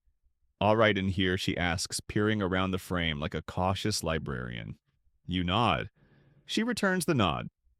Satisfied, then closes the door with the quiet confidence of someone who has done this 400 times and only been bitten twice. Quirky tidbit: one nurse in a Derbyshire asylum was known for distributing small lavender sachets to patients during evening rounds, convinced the scent induced better dreams. Patients adored her, the administration less so. Lavender wasn't in the budget. You let your eyes close for a moment. It doesn't last. A muffled shout rises from another room. You can't make out the words, but the tone is unmistakable panic wrapped in confusion. You don't react anymore. Not much. Everyone takes their turn with the night voice. Sometimes it's yours, sometimes it's someone else's. You sit up again and reach for your journal. It's become habit now. A kind of second brain to catch the overflow. Heard someone cry out. Sounded like they meant it. I didn't flinch this time. Not sure what that says. You think for a moment, tapping the pencil against your lip. Why do we stop caring when it's not our scream? You don't expect an answer. You never do. Historians still argue whether patients in asylums formed genuine social bonds or simply aligned for survival. Diaries from the time show deep friendships, quiet alliances, and occasionally dramatic betrayals over biscuits. But official records painted a picture of isolation patients as case studies, not companions. The truth likely lived somewhere between those extremes. You put the journal away and rise. You've got a few minutes before the evening prayer circle, mandatory, though poorly enforced. You shuffle your way to the washstand, splash your face with cold water, and dab yourself dry with the world's stiffest towel. The air in your room still carries the scent of boiled linen and old wood. In the hallway, others are gathering, some out of habit, some out of belief. One or two just for the warmth of the little gas heater tucked behind the organ. You walk with the group. No one speaks. Voices at this hour feel invasive. Even the floors creak softer as though they too respect the night. The chapel room is modest bare benches, one cracked hymn board, a wheezing harmonium, and a large wooden cross that seems permanently surprised to be here. You take your seat near the back. The chaplain enters. He's thin, pale, and shaped like a scarecrow that tried on empathy once and forgot to return it. His voice is soft, possibly due to years of hearing himself echo back off stone walls. He says a few words. Something about peace. Something about finding comfort in darkness. You half listen, half drift. Quirky tidbit: some asylums had chapels painted in shades of green and blue colors thought to soothe the mind. One patient reportedly claimed the blue made the walls sing. Historians later discovered the paint contained arsenic. So, maybe not just the paint. The hymn is slow. No one sings loud. A few mouth the words. You hum softly. The sound barely exists. It doesn't need to. Afterward, you return to your room. No more scheduled events. Just sleep. Or the attempt. You sit on the edge of the bed staring into the middle distance. Outside, the rain has finally stopped. The silence it leaves behind feels even louder. You glance at Sir Patches. Still dignified, still leaning like a weary traveler. You say goodnight because why not? You climb into bed. The mattress is cold at first but warms beneath you. You pull the blanket up to your chin, breathe in through your nose, and let your eyes close. You listen to the building sigh, to the sound of one last cough far down the corridor, to the click of a lock.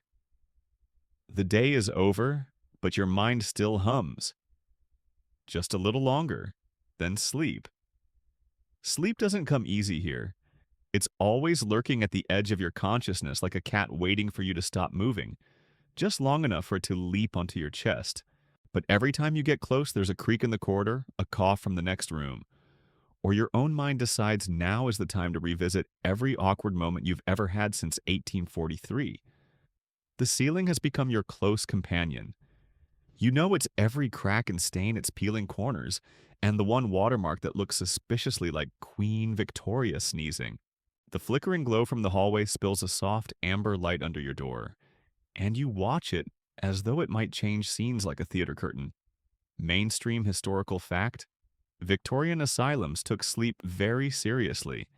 Night was believed to be the time when madness either retreated or deepened.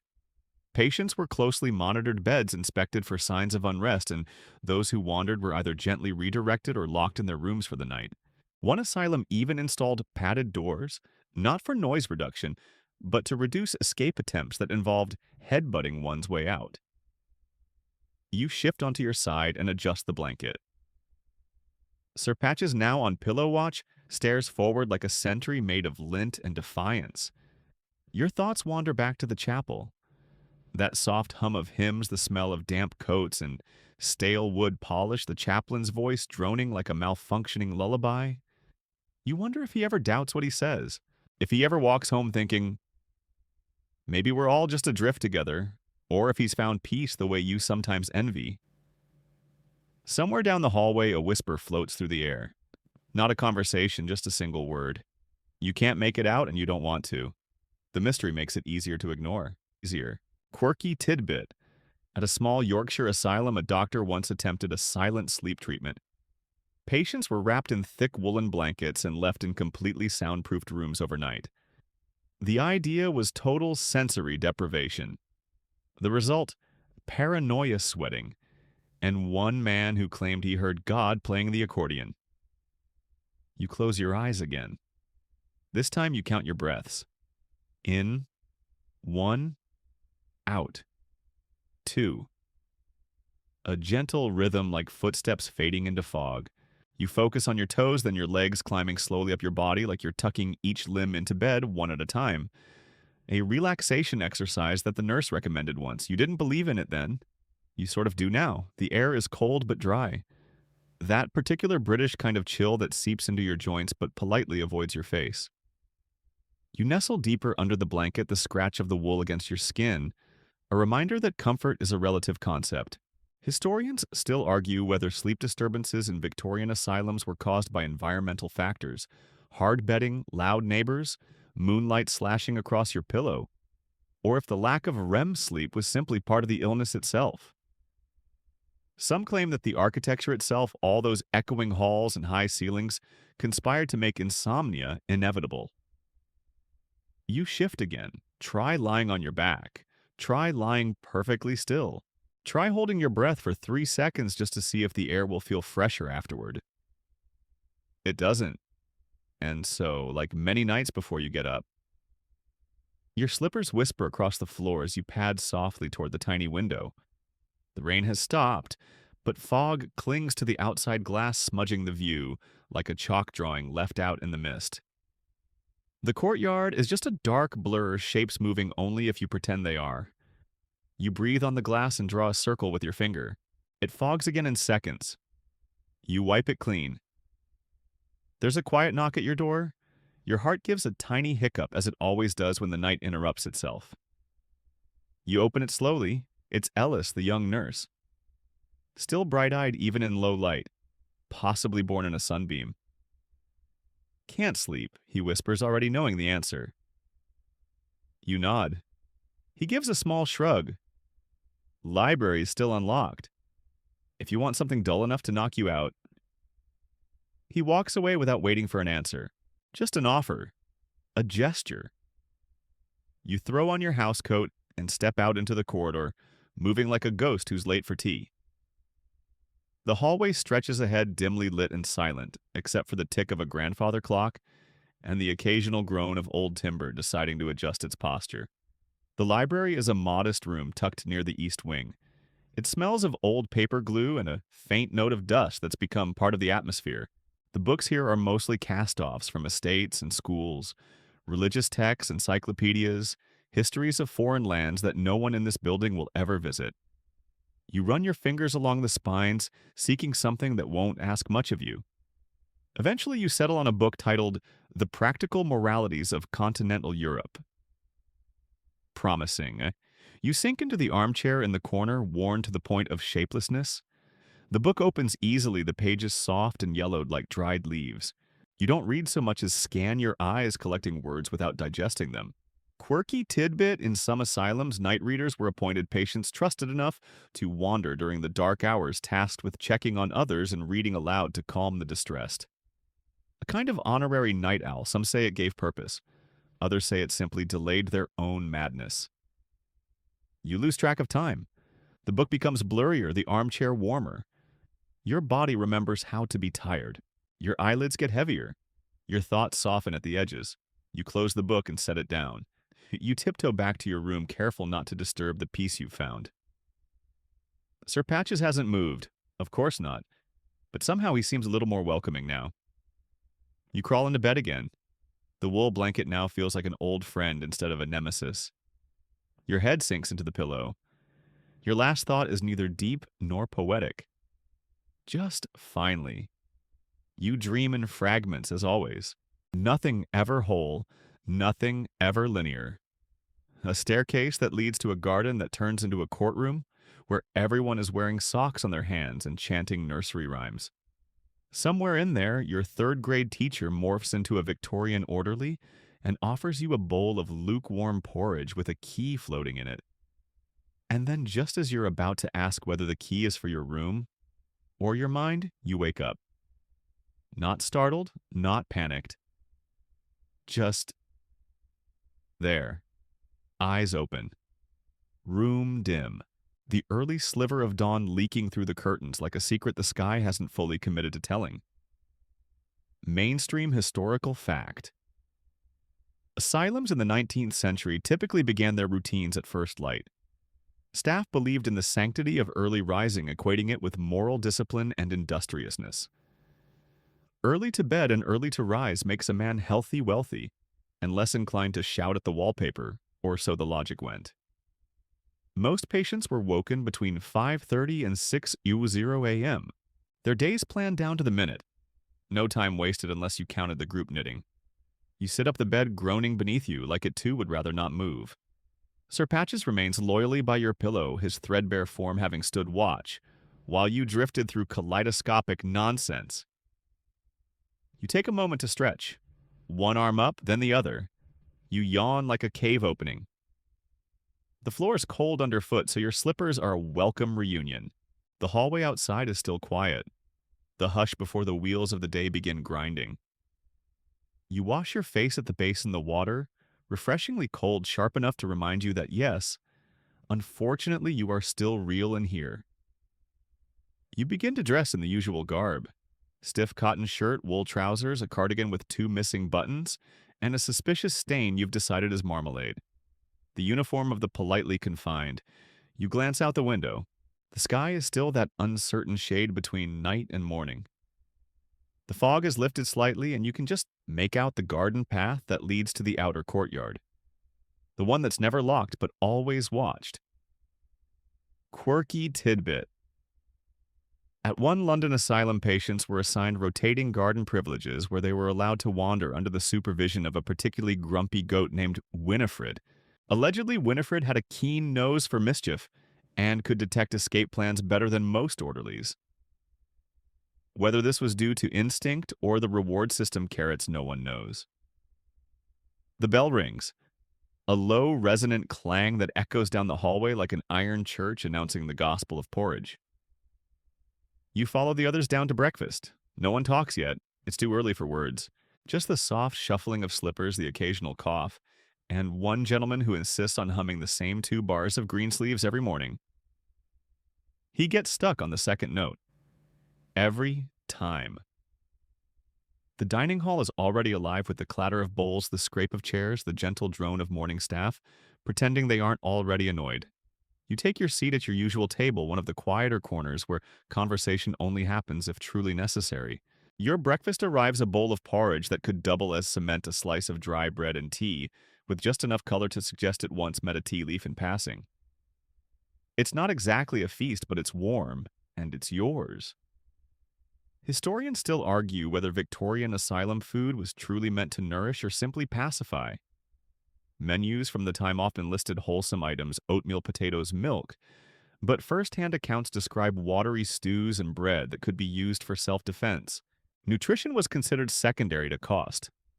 Some institutions did prioritize proper meals, especially private asylums, but most hovered somewhere between frugal and forgettable. You stir your porridge slowly, watching it cling to the spoon like it's afraid of abandonment. A voice pipes up beside you, Jenkins, the amateur poet with a penchant for misquoting Shakespeare, and hiding sugar cubes in his shoes. Did you dream of the sea again? He asks, not looking at you. You shake your head.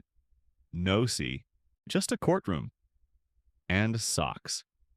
The garden path loops you past a pair of mossy benches, a stone sundial that hasn't told time accurately since Napoleon was a threat, and a rose bush that's more thorn than bloom these days. You walk with the others, some talking softly, others silent as gravestones. Everyone in their own small orbit looping through sanity like planets, unsure of their allegiance to gravity? It's a peculiar sort of community here. No one really knows anyone, and yet everyone knows of everyone. You're not just a name, you're the one who sleepwalks, or the one who sings in the bath, or the one who tried to marry a coat rack.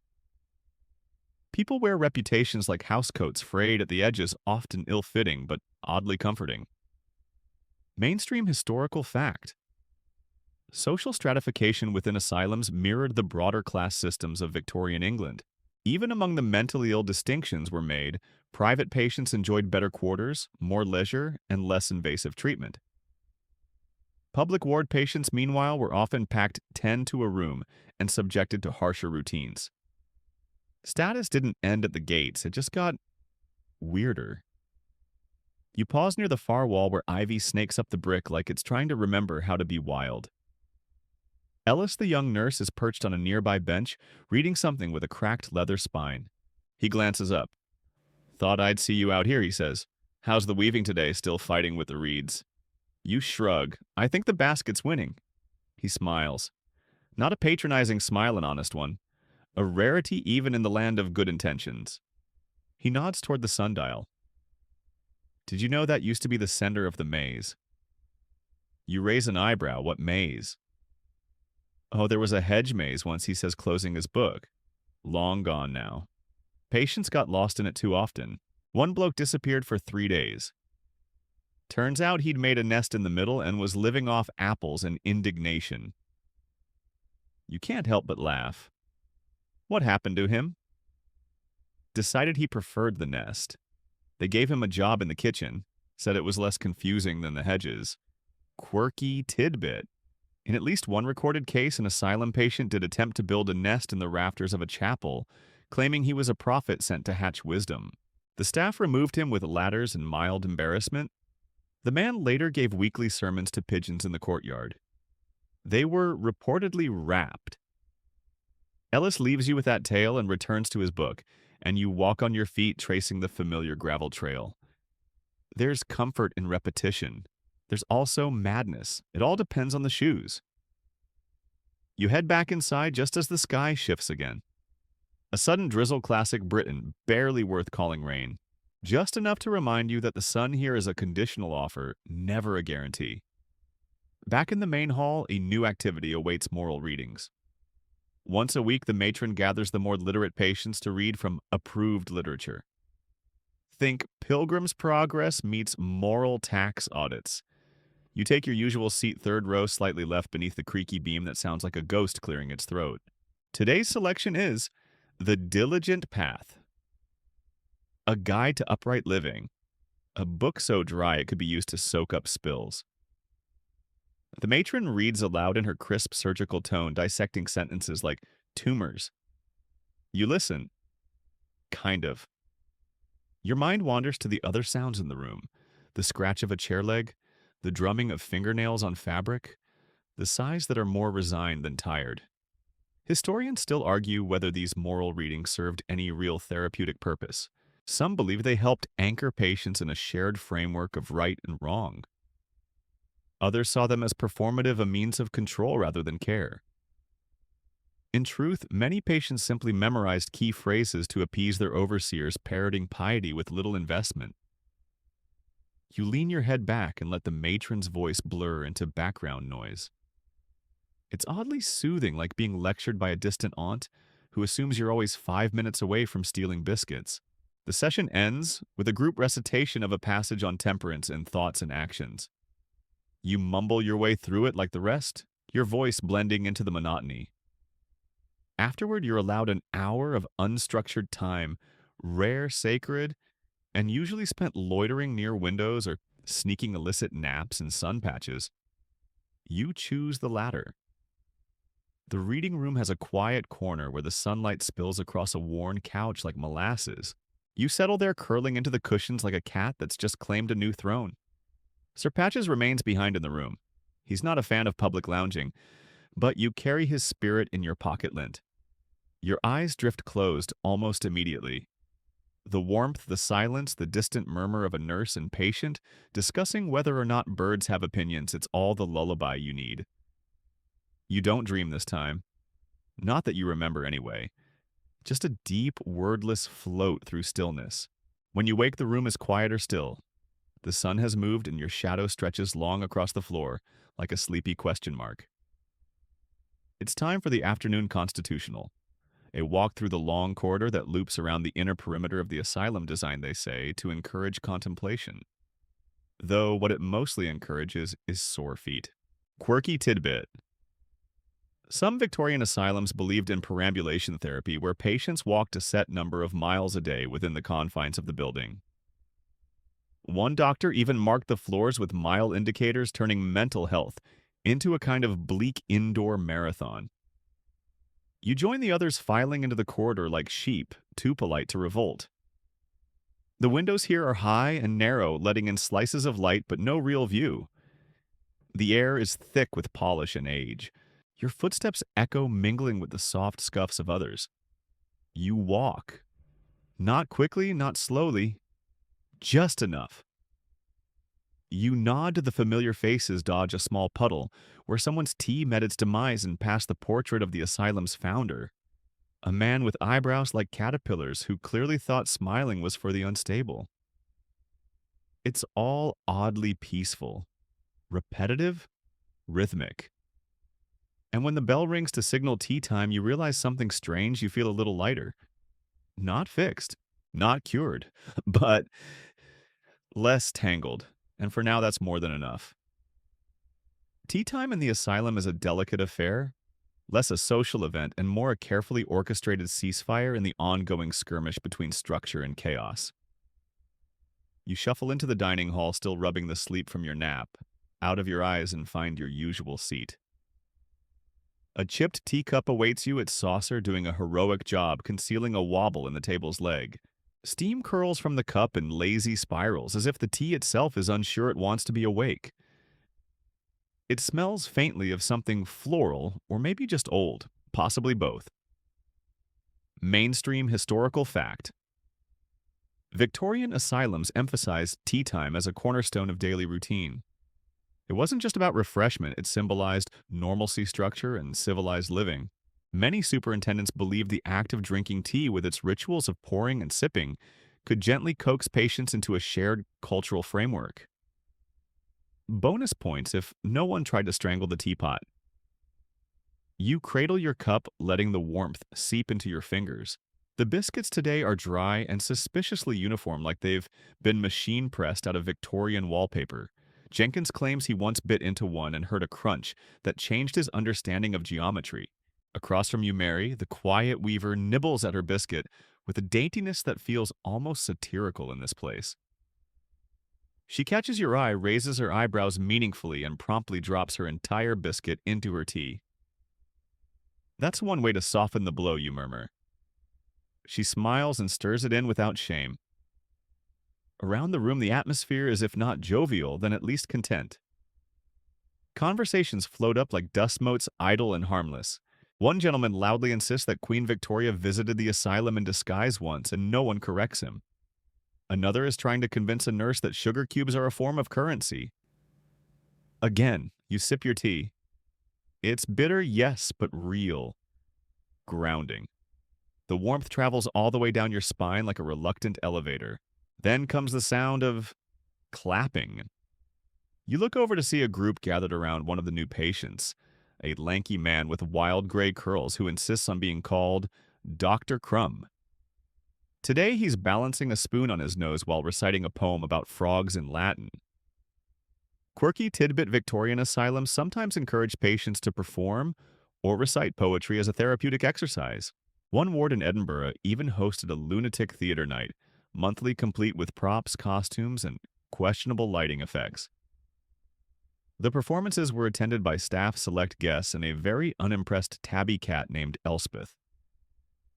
You watch Dr. Crumb's performance with mild fascination.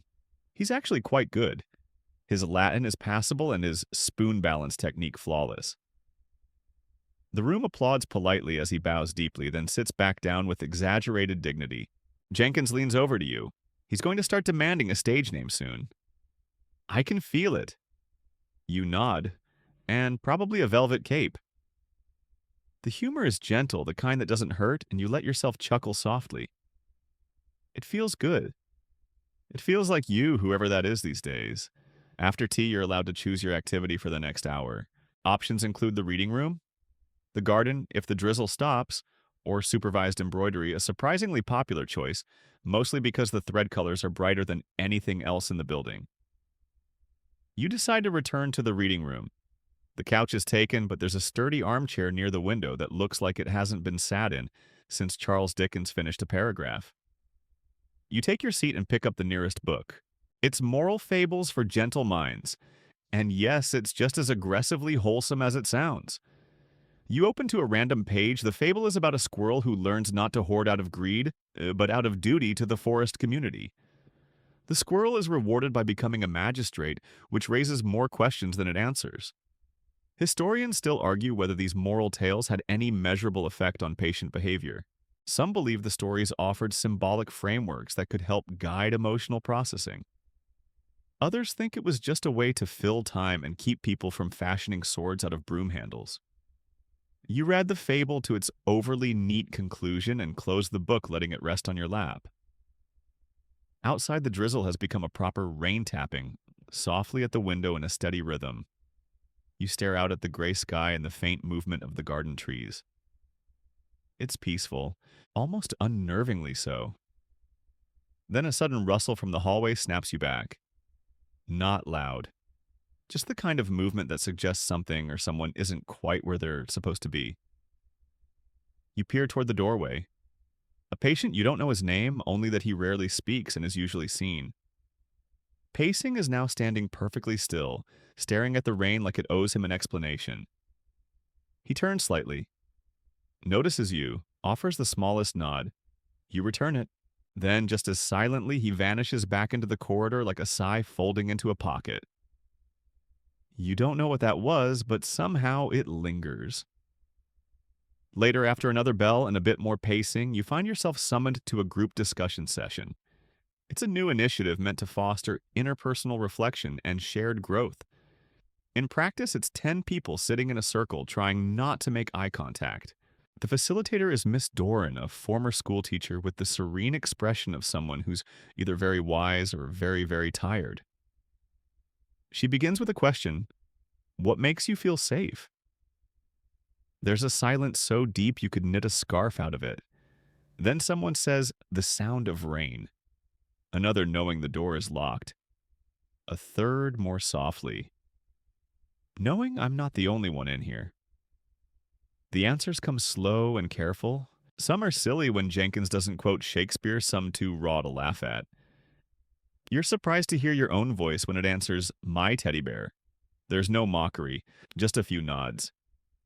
One patient says, I used to have one too. And suddenly the circle feels less like a trap and more like a pause. A breath being held and released in unison. You leave the session feeling oddly untangled. It's not joy exactly, but it's relief, the kind that pools quietly at the base of the heart and says, you made it through today. He nods solemnly as though that explains everything. You finish your breakfast, or at least push it around convincingly. One of the orderlies collects your bowl without ceremony, and the day marches on. Post-breakfast, it's time for productive occupation. The phrase makes it sound like you're about to conquer a small village or write a novel.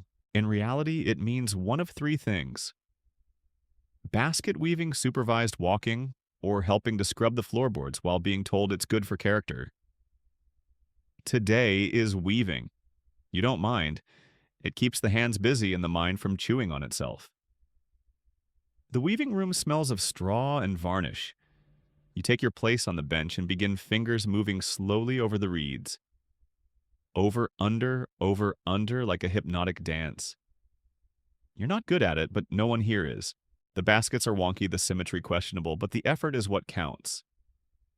At least that's what they keep saying. You work beside Mary, who hasn't spoken in 3 months, but always hums when her fingers are busy. Today, she hums something like a lullaby. You don't recognize it, but it fits. You fall into rhythm with it. Quirky tidbit basket weaving was considered both therapy and industry in many asylums. Some patients became so proficient that their work was sold outside the institution, though rarely with any credit or payment to the weaver. One patient wrote in a smuggled letter, "I made 12 baskets this month. I am told this means I am improving. I believe it means I am bored." The morning drifts by in strands and repetition. Your fingers ache slightly, your back protests now and then, but it's manageable. Familiar. You finish a lopsided basket and place it on the growing pile like a votive offering to the gods of structured tedium. Then the bell rings again. Time for fresh air. Or as much as you can get under the watchful eyes of Nurse Greaves, who has never blinked in living memory.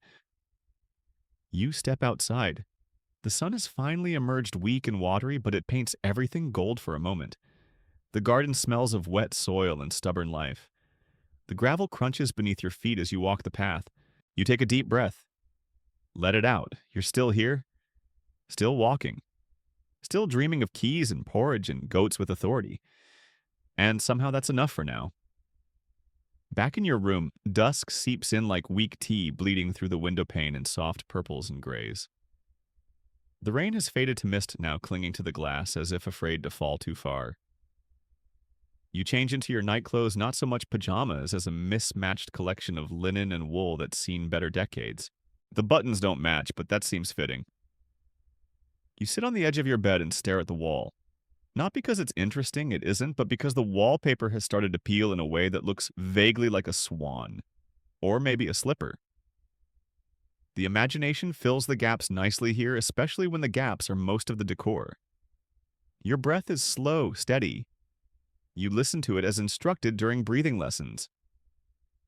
Inhale 4, hold 4, exhale 6. Like you're trying to convince the air you're not a threat.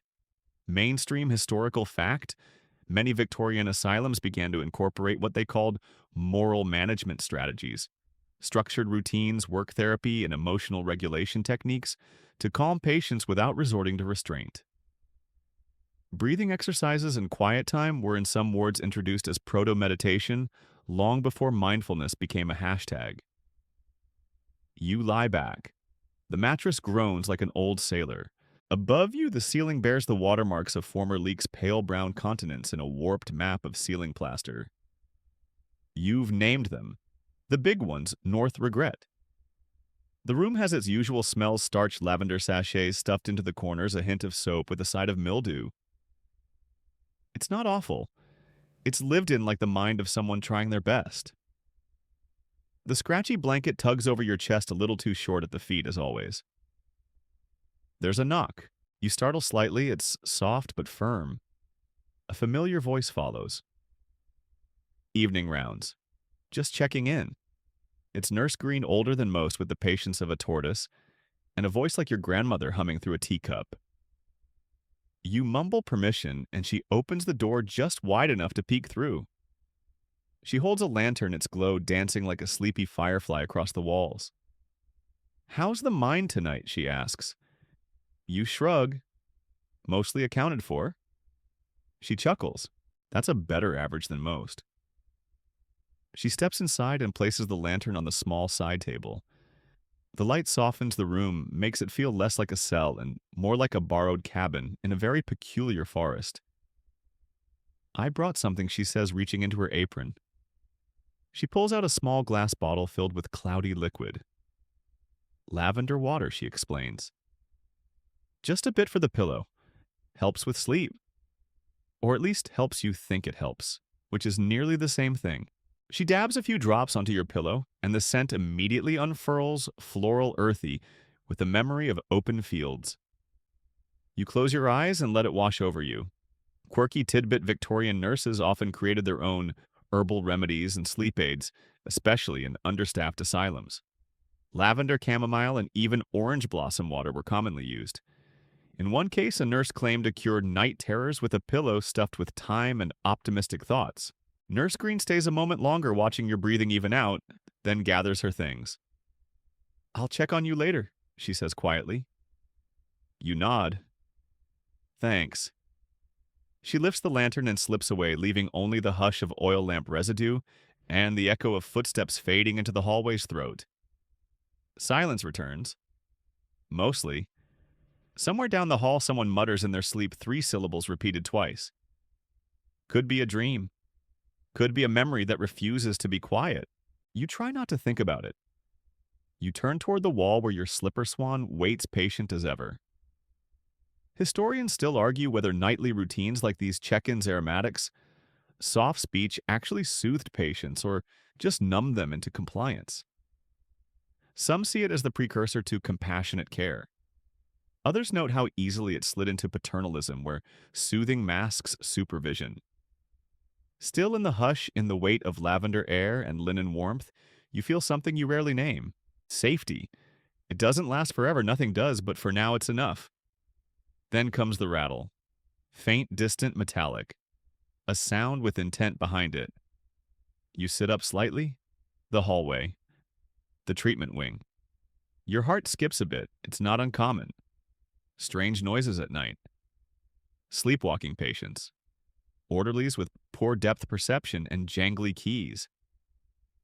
You remind yourself of this, but your body's not convinced. You swing your legs over the side of the bed. The floor is cold. A slipper escapes under the bed. Classic slipper. You reach under, fumble for it, and your fingers brush something that definitely isn't a slipper. It's soft but not fabric. Curved, smooth. You pull it out slowly. A single glove. Not yours, not anyone's, you recognize. Leather, small, and with a stitched red thread along the seam. You stare at it. It stares back. You laugh softly. It's not a frightened laugh, it's a what now laugh. Asylums have a way of handing you moments like this, like little riddles to keep you from getting too sane. You place the glove on your bedside table. Tomorrow you'll ask around. Maybe someone dropped it. Maybe it was planted. Maybe it was meant to remind you that no one here is ever entirely alone. You get back under the blanket and stare at the ceiling's fake continents, searching for new nations. You find a small one just above the wardrobe. You call it mild concern.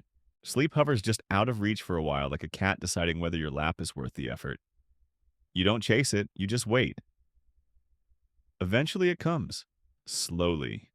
Deliberately. Like it wants you to know that tonight at least it's choosing you. You wake to the sound of birds, well, technically a bird. One, loud, and very confused about its role in the asylum's ecosystem. Its chirp echoes down the corridor like a school bell delivered via kazoo. Morning creeps into your room in slats of dusty sunlight filtering through the warped window pane like golden syrup spilled across a crooked checkerboard. The smell of porridge hangs faintly in the air. It's probably still hot. Probably. You stretch and wince as something clicks in your shoulder.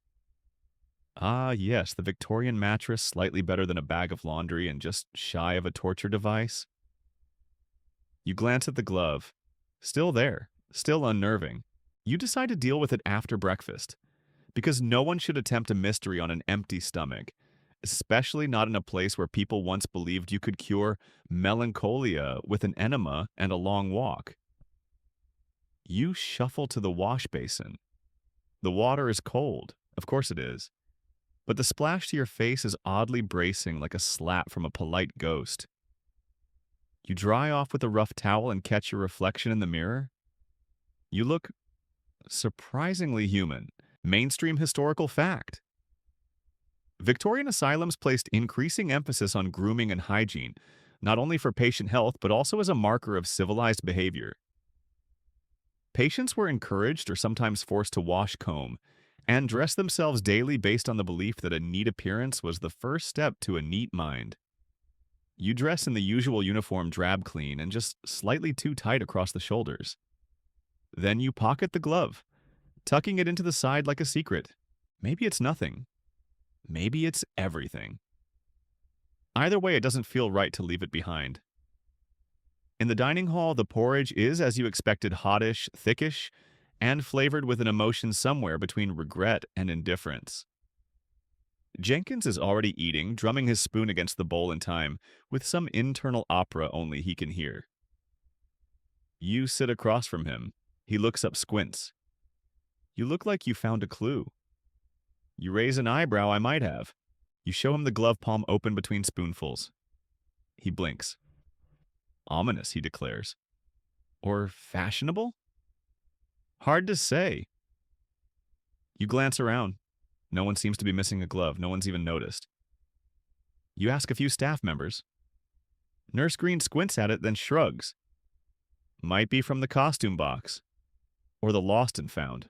Or someone's lost mind, we get those sometimes. You smile politely, but the mystery gnaws at you. Something about the red thread is too deliberate, too specific.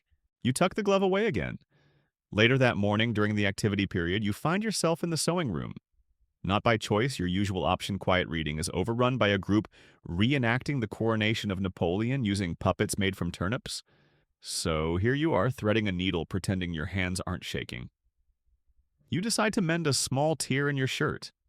The fabric resists at first, as if resenting the intrusion, but eventually, stitch by stitch, it yields. Across the room, Mary is embroidering something elaborate, a tree with eyes instead of leaves. She catches you watching. Dreamed it, she says. Thought it might be real. So now it is. Quirky tidbit. Some Victorian asylum patients were allowed to keep dream journals or transform their visions into crafts.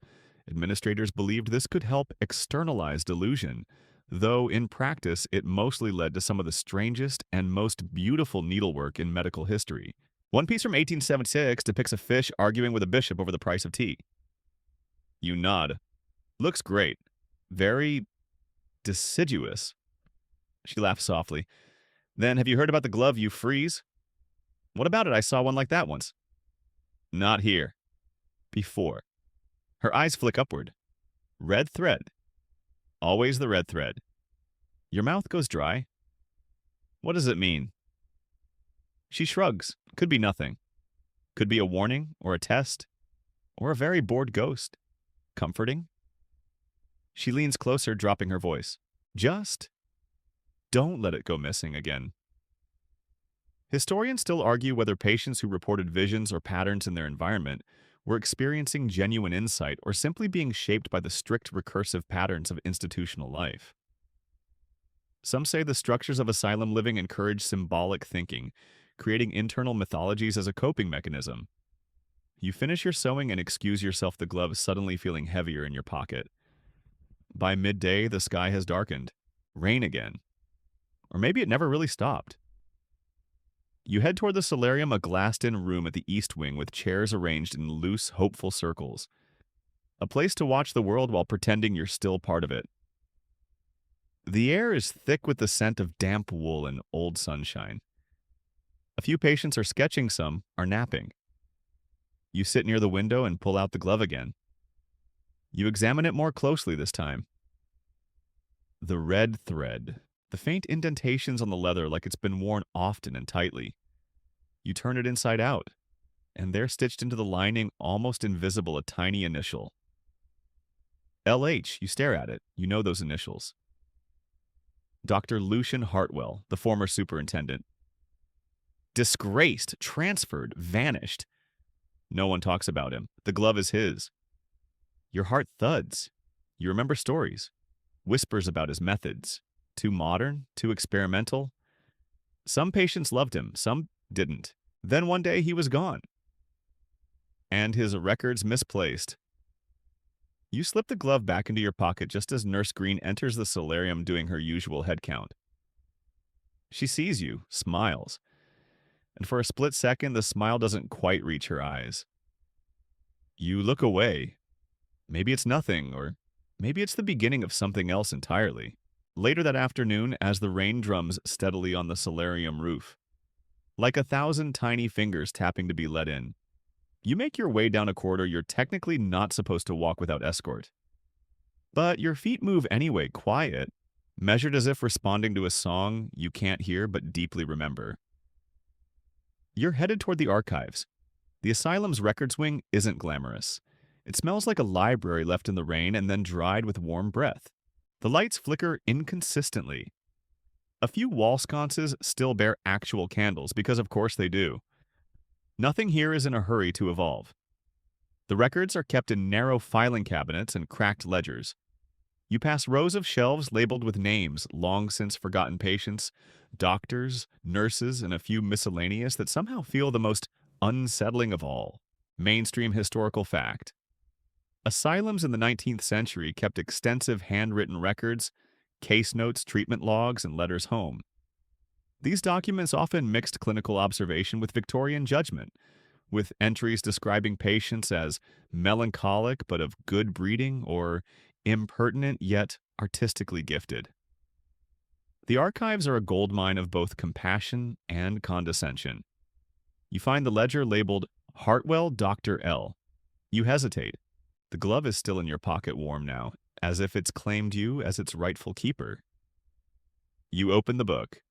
At first, it's mostly what you'd expect: personnel files, correspondence logs, glowing reviews from distant colleagues with suspiciously similar handwriting. But then deeper in the ledger, beneath a loose page and a smear of ink, you find the unusual incidents section. There are reports, unscheduled treatments, private sessions with patients deemed sensitive to light, notes written in code shorthand. Hartwell invented apparently and never taught anyone else. You skim for familiar names. Then something catches your eye. A sketch, not just a doodle, a diagram. A room circular with 7 beds, no windows. One locked door, labeled somnolence chamber, test group C. You blink. Never heard of that room. Never heard of test groups. And yet, your skin remembers. Something. Quirky tidbit. Some fringe theorists believe certain Victorian asylums conducted secret sleep experiments attempting to induce lucidity in dreams or tame the unconscious. One peculiar theory even proposed that dreams could be harvested and stored like memories in glass jars. Unsurprisingly, no peer-reviewed journals agreed. You flip to the back of the ledger. One more note scribbled hastily and crossed out in thick pencil. Glove returned. Subject retained memory. Must isolate influence. Your breath catches. This isn't a glove, it's a key. The glove isn't Hartwell's lost property. It's a tool, maybe a relic, maybe a trap. You close the ledger slowly, the air in the room suddenly heavier, like it's bearing down on your lungs. The shadows stretch differently now, like they're listening. You tuck the glove deeper into your coat pocket and move to leave. But something stops you. A faint noise. Not the creak of floorboards or the groan of wind. A hum. Low, steady, and wrong. You follow it. Down a narrow hallway past the locked records vaults to a small, nearly invisible door. No knob. Just a handle. Metal tarnished. You place your hand on it. It's warm.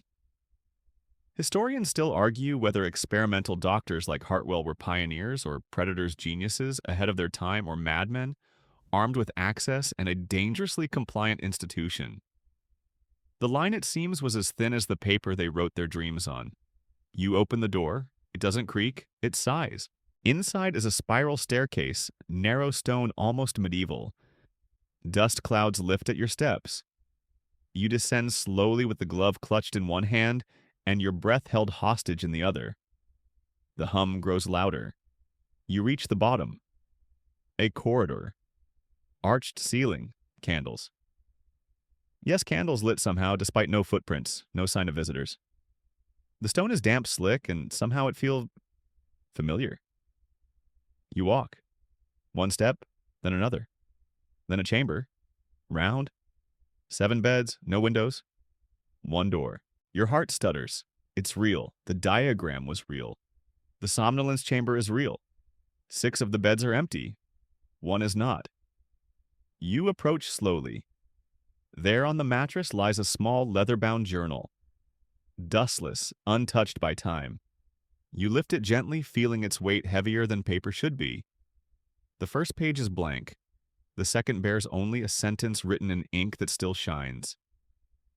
He who dreams deepest does not wake alone. You flip further. More sketches, notes, experiments, a list of names some you recognize from the hallways above, including your own. Next to your name, resistant, unresolved, potential carrier. You drop the journal. It lands on the bed with a soft thud and flips itself open again, back to that first gleaming line. You back away. The glove pulses faintly in your pocket. You want to throw it away, burn it, or bury it somewhere this place has never known, but you know you won't. Because whatever this is, you're part of it now. You leave the chamber, heart hammering. The hallway closes in behind you as you climb the spiral stairs once more. The hum fades. The silence roars. Back at the top, the door shuts behind you without your help, and locks. You don't speak. Not that night. Not at dinner where Jenkins eyes you warily. Not in the hallway where Nurse Green's smile seems thinner, tighter, like a thread pulled to its limit. You retreat to your room, where the peeling wallpaper swan seems to look at you differently now. You lie in bed, gloves still hidden, and stare at the ceiling continent named Mild Concern. You consider renaming it Mortal Certainty, but that might be hasty. Sleep comes late, and when it does, it drags you deeper than usual. Not gently, like a tide. And this time, you dream. You dream of 7 beds, 1 door, and a voice yours may be whispering, "He who dreams deepest." You wake with a start, but not to sound. No, this time, it's stillness that rouses you. An unnatural quiet that settles around you like wool soaked in milk, cloying and muffling.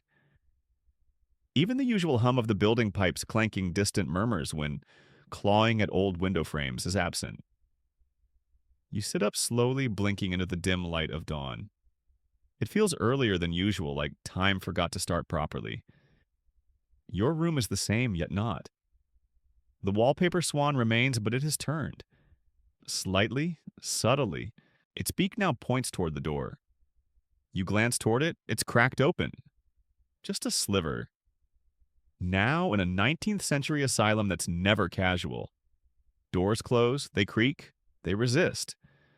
A slightly ajar door means either someone came in or someone wants you out. You approach it slowly, the glove still secure in your pocket like a relic you're trying not to believe in. You peer into the hallway, empty. You step out. The corridor feels like it's holding its breath. You move past the flickering gas lamps, only half of which are ever lit, a budgeting issue probably chalked up to character. Each footstep sounds exaggerated, like your shoes are narrating your progress. Down the hall, the rec room door is open too. You step inside. Empty, except on the center table, someone's placed a chessboard, set mid-game. Your side black has made exactly 7 moves. The white side unmoved. Mainstream historical fact. Chess was a common activity in asylums praised for its structure and intellectual rigor. Doctors believed it could aid in the restoration of rational thinking. What they didn't account for was that some patients began playing with imaginary opponents. And winning, you sit. You know you shouldn't. But something in the glove hums faintly a warmth at your hip, as though it recognizes the strange ritual. You move a knight, nothing happens. Of course it doesn't. You're just alone playing against yourself. Or so you tell yourself. But as you rise to leave, a soft click comes from the door behind you. You whirl around. No one there. But a piece has moved. White pawn. Forward 2. You freeze. Chessboards don't cheat. Not unless they're trying to teach you something. You back away. Out in the hallway, Jenkins is waiting. Well, that escalated, he says, arms folded. You look like you've seen a ghost, or worse, played chess with one.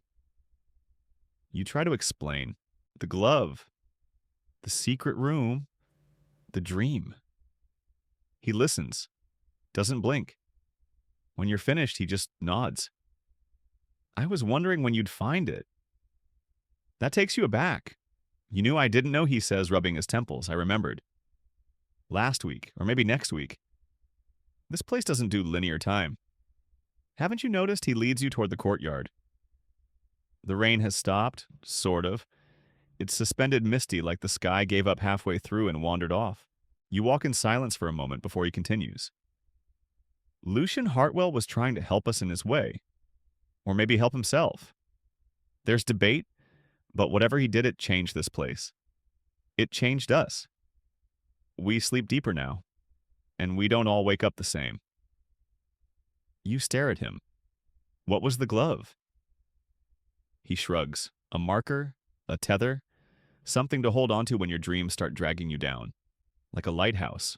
Or a leash. Quirky tidbit. In early dream research, yes. Even back then, some theorists posited that physical objects could act as anchors in altered states of consciousness.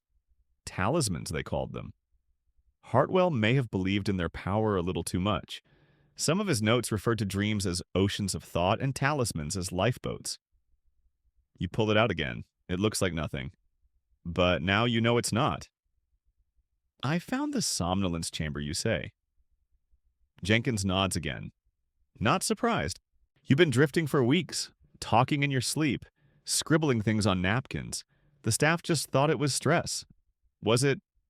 Probably, but not just. The mist curls around you. The garden beyond the wall seems to shift slightly, like something behind it. Change the scenery and hoped you wouldn't notice. Historians still argue whether 19th century institutions created a deeper level of collective consciousness. If the repetition, the isolation, the strict routines forced minds to intertwine, subtly sinking through shared experience. Whether patients started dreaming the same dreams, or simply adapted to survive. You sit on a bench, the glove resting beside you like a stray thought. Do I still need this, you ask? Jenkins doesn't answer at first, then that depends. Do you want to stay yourself? A breeze picks up. It smells of old paper and candle wax. The kind of wind that carries whispers instead of leaves. Some people, he says softly, don't mind forgetting. It's easier in a place like this. But you keep asking questions. People like you need anchors. Or they slip. You sit with that for a while. The silence stretches. But it's not oppressive anymore. It's thoughtful. Inside again, things feel normal. Too normal. A little stage managed. You pass Nurse Green, who smiles her usual tight smile. Everything all right? She asks, clipboard in hand. Yes, you lie. Just a quiet morning. Quiet's good, she says. Then she lowers her voice. But be careful who you tell about your dreams. Not everyone's interested in helping you wake up. And with that, she walks away. You glance down, her shoes. One red thread wrapped around the left sole. You exhale slowly. Maybe you're not the only one tethered after all. That night, you don't even try to sleep. You sit on your narrow bed back against the wall, glove in hand, eyeing it like it might blink. Outside your window, the moon glows too brightly for this time of month, a suspicious silver disk smudged by low clouds. You remember Jenkins's words, do you want to stay yourself? And that's the question, isn't it? Because you're not sure what yourself even means anymore. Are you just a patient trying to recover or something, caught between other people's experiments and your own drifting mind? You decide to act. Quietly, you leave your room. This time the hallway feels like it's expecting you. Lamps flicker more eagerly, floorboards creak precisely where your weight should fall, as if the building's learned your gait and responds like an old friend or a cat, deciding whether to trust you. You don't return to the somnolence chamber. Not yet. You go deeper, to the East Wing, the one supposedly closed for renovations. Mainstream historical fact. Many 19th century asylums had wings they quietly abandoned, often after outbreaks, unexplained deaths, or design flaws that made conditions unlivable. These wings weren't always sealed properly, and rumors of hauntings, secret patients, and unethical experiments brewed like mold in the plaster. You slip through the loose barricade.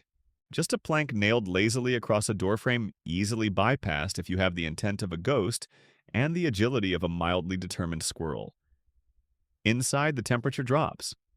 Not cold like outside, cold like below. The tiles here are cracked.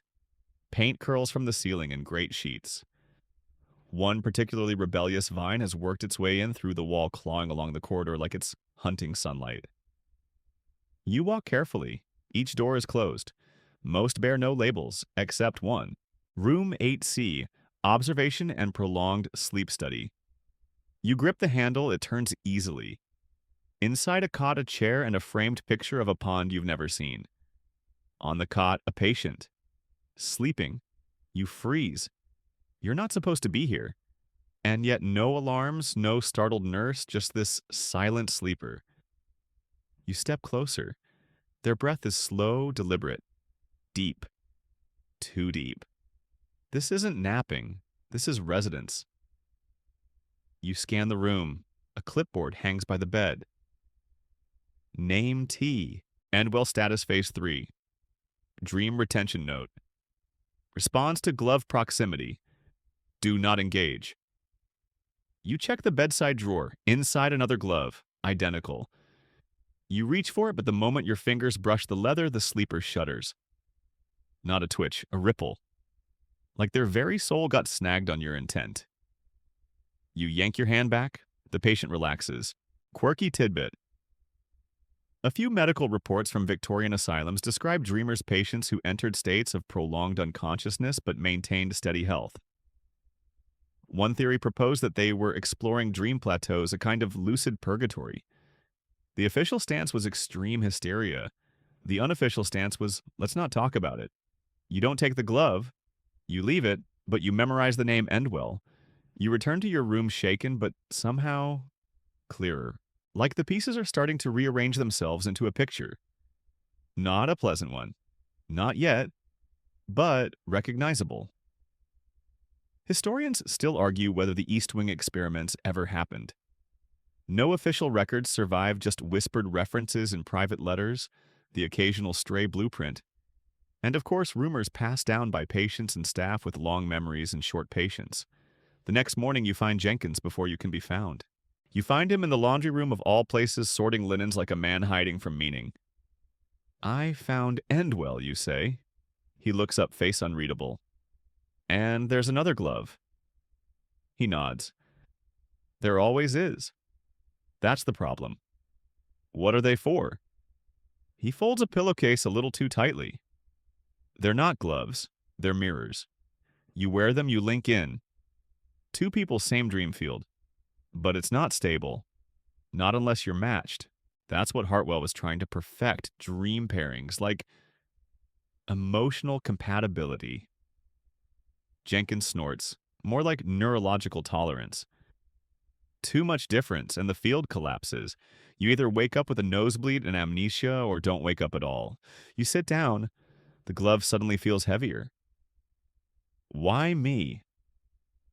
Because you resist, he says. You don't vanish into the dream. You walk through it like a visitor. Most people collapse into metaphor. You read labels. That's rare. You don't ask how he knows that. Instead, you ask, is that what happened to Endwell? Jenkins shrugs. They paired too early. No one noticed they weren't compatible until the dream started bleeding out.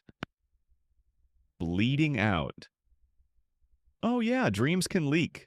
That's why things feel off lately. Why you're seeing chessboards play back. We're swimming in runoff. You sit there, laundry tumbling quietly behind you, the world wobbling around the edges like it's made of gelatin and secondhand thoughts. What now, you ask? He stands, stretches. Now he says, you've got choices. Stay and forget. Leave and remember. Or go deeper and find out what's really under this place. You look down at the glove in your lap. The leather pulses faintly just once. A heartbeat, and suddenly you know, you're going deeper. You don't sleep. You prepare. There's something ceremonial in how you dress, nothing fancy, just layered warmth and sturdy boots. You tuck the glove into your coat pocket like a compass you don't fully trust but still need to check every now and then. Jenkins gives you a half-hearted wave as you slip down the west staircase, his usual sarcasm softened into something like concern. Try not to rewrite the fabric of reality without backup, he calls. You're not sure if that's a joke or a genuine warning. The somnolence chamber awaits. You find it unchanged. The candle's a stub now, barely clinging to its wick. The desk still scattered with dream maps and annotations, some in Hartwell's steady, sprawling cursive, others in jittery scrawl that might be yours. You pull on the glove. Not dramatically, not like a superhero, more like someone slipping into bed with a thunderstorm outside, and then you sit, you breathe, and you wait.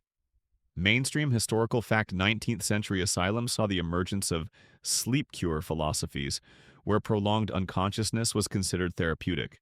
Patients were sedated, isolated, and left to heal through rest. Some improved, some never woke. One theory claimed deeper consciousness could process trauma the waking mind could not. You don't fall asleep. Not exactly. You sink. Like warm water, like memory. The room tilts, reality folds inward, and the glove pulses once, then silence. And you're in. No dramatic landscape, no swirling dreamscape cliche, just the asylum, but different, quieter, slower. Like someone turned the whole place down to half speed.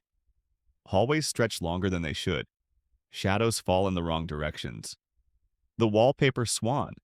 Now there are three of them. Watching, you walk. It feels normal until you see yourself. There down the hall, slipping through a door you haven't opened yet. A version of you. Less burdened. Less bruised by knowing. You follow. The door creaks open to a vast room. Circular, with no walls, just bookshelves stretching into darkness. You step inside. And you hear him. Ah, says a voice warm and curious. I was wondering when you'd arrive. Lucian Hartwell, sitting in an armchair beside a fire that burns without heat. Bit late, aren't you? He adds. Though I suppose time has gotten squishy. You stare. He looks like the portraits, but more vivid. Real in that unsettling dream clarity way where every hair and blink seems deliberately rendered by a god with too much spare time. He gestures to the chair across from him. You sit. The glove tightens slightly on your hand. You've seen the fragments, he says. The spillovers. The echo patients. You nod. Then you understand this place isn't just its stone and policy. It's memory. Collective, flawed, and looping. You glance around. Is this the dream field? He smiles. One of many. They overlap, like soap bubbles.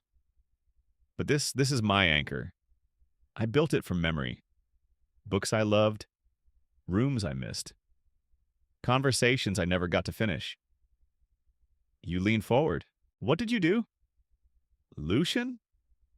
He sighs. I tried to cure madness with dreaming. I thought if people could face their truths in dreams unbound by shame or consequence, they could heal. But dreams don't obey.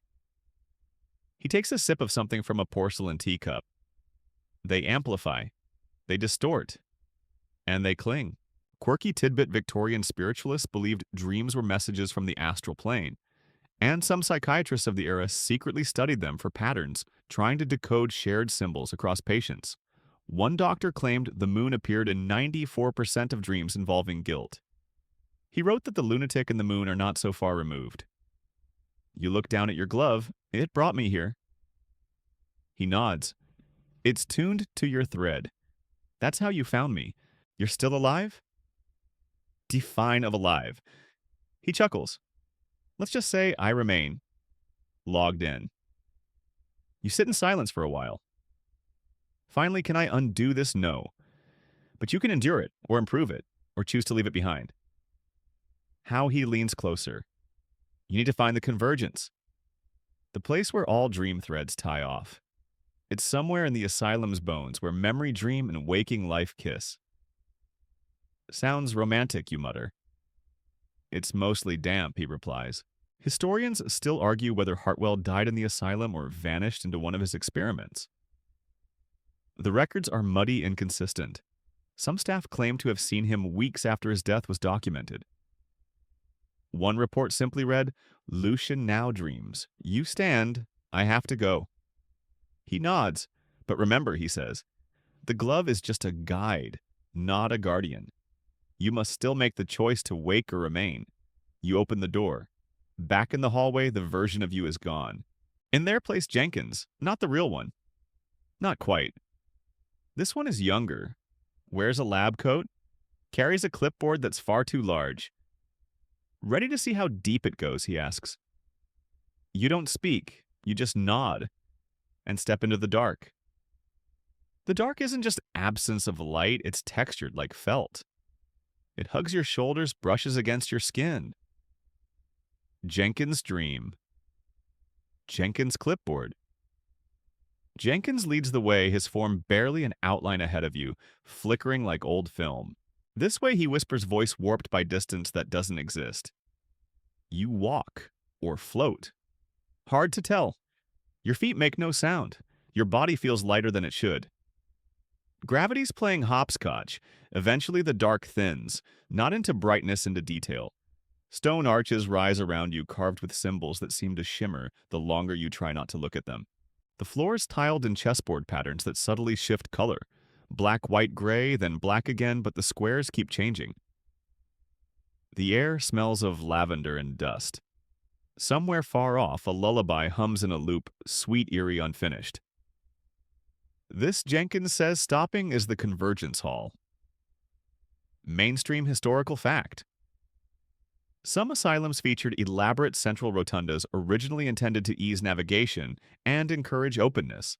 But in time, these areas were repurposed, sometimes for treatments, sometimes for meetings, and occasionally, as rumor has it, for unorthodox practices best conducted away from prying eyes. Here in the dream, this rotunda is massive. It's the beating heart of the dream field, and it knows you're here. You feel it. The space pulses. 4 corridors split off from this place, each marked by a colored doorway, red, blue, yellow, and green. Each one hums at a different frequency. Jenkins gestures to them like a magician presenting a very existential magic trick. Each door is a node, an anchor for a different facet of the asylum's dreaming consciousness. You've seen them already in bits. The glove will resonate when you're close to the truth. You hesitate. Why me again? Jenkins shrugs. Because you were awake long enough to see the pattern. Most patients absorb. You reflect. You can complete it. You pick the red door first. It opens into heat. A greenhouse. Same as before, but now overgrown alive in a way that borders on aggressive. Vines pulse with pinkish sap. Ferns twitch. The air is thick with the scent of wet earth and decaying fruit. In the center of the room, a woman, Dr. Simons. Or rather the dream-field version of her, radiant, composed but flickering at the edges. She's tending to a patient. Not you. Not anyone you recognize. But as you step forward, she turns and smiles. You've made it quite far, she says. You nod, cautious. You're the memory of her you guess. I'm what she intended to be, she replies. The perfect caregiver. Knowledge without judgment, compassion without hesitation. You were part of Hartwell's dream alignment. Willingly, she says, he needed stability, emotional constants. I volunteered. Quirky tidbit. A fringe theory in Victorian medical circles held that women made ideal psychiatric nurses, not just due to perceived gentleness, but because their natures vibrated closer to the dream state.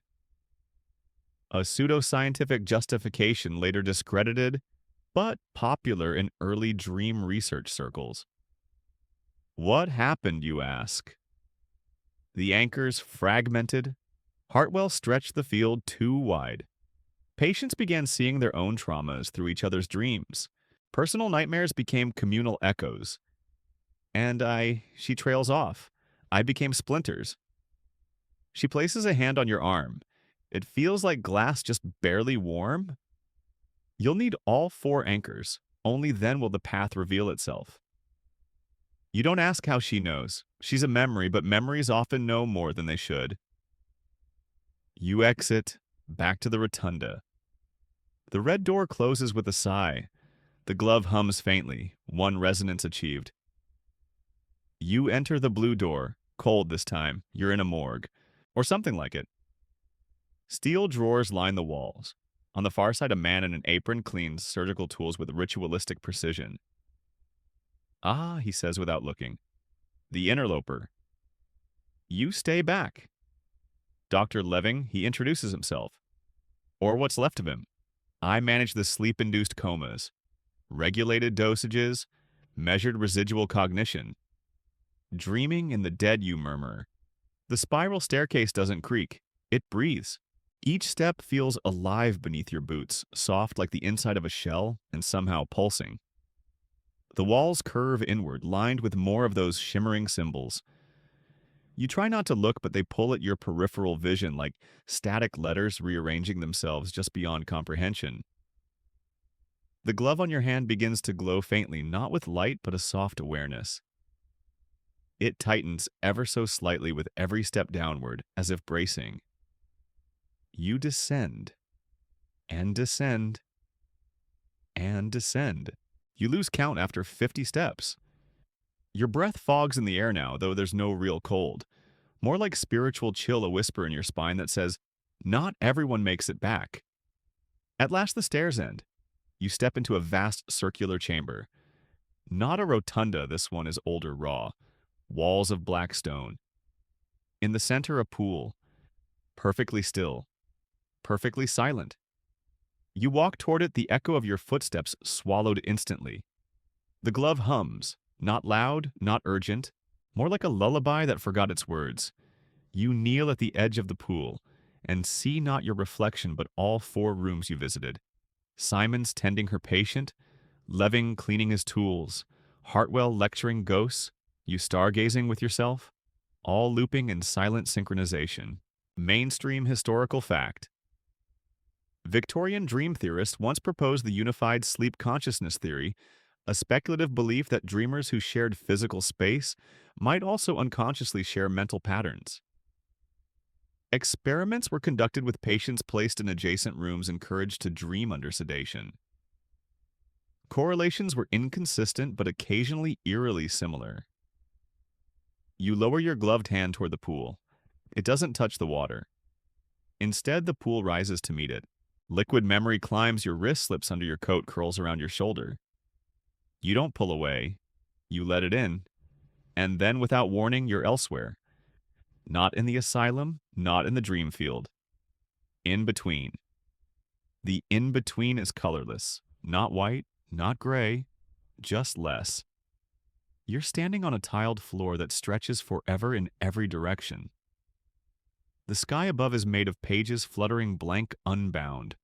A voice echoes not from around you, but from within. You've come far.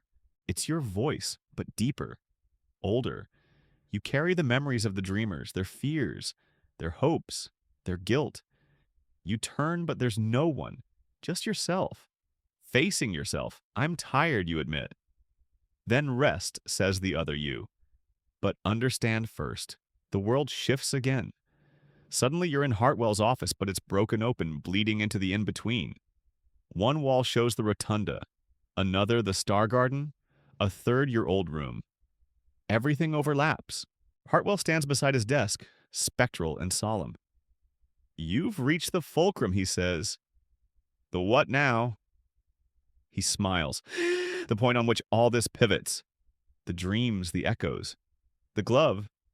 You hold up your hand. What is it really? Not a device, he replies in agreement. With who he taps your chest? With you. Historians still argue whether Hartwell was a charlatan, a visionary, or simply mad. His final journals contain entries written in strange languages, some backward, others palindromic. One line appears repeatedly. The dreamer is the dreamed. You walk to the window, though it's not a window anymore, just a shimmering veil. Beyond it, the real world. Not grand, not bright, but yours. You can return, Hartwell says. But I won't remember any of this, will I? He shrugs. Not all of it. Just enough. You glance at the glove, it loosens. You could take it off now. You could leave this behind. But something holds you back. Will this fix anything, you ask? No, Hartwell says. But it might explain why it broke. Quirky tidbit. A lesser-known theory by dream mystic Rowena Lash claimed that waking life is the most persistent dream, and that truly lucid sleepers could rewrite parts of waking reality by resolving trauma in dream states. Her notes were dismissed until one patient accurately described the death of a twin they never knew existed. You stand still. The in-between waits for your choice. Hartwell doesn't push. The other. You vanishes. Only one thing remains now, a question low and honest. Do you want to wake up? You say nothing. Instead, you step into the veil. Light, then dark, then warmth. And breath. You wake up. In your bed. In your room. The glove lies beside you, still. You exhale. Jenkins sits in the corner holding a cup of tea. Well, he says that was a lot. You nod, rubbing your temples. How long was I out? 3 hours. Felt like 30 years. He shrugs. Time's weird. You sit up. Your hand still tingles as if dreaming is a limb you forgot you had. What now? He smiles. We catalog. We recover. And then we help the next dreamer. You glance at the glove one more time and smile. It's not over. But maybe, just maybe, you're not afraid of it anymore. He smiles, sometimes, though most weren't dead when they arrived. A drawer clicks open on its own, empty. You believed in the project, you ask. I believed in reduction. Strip away pain.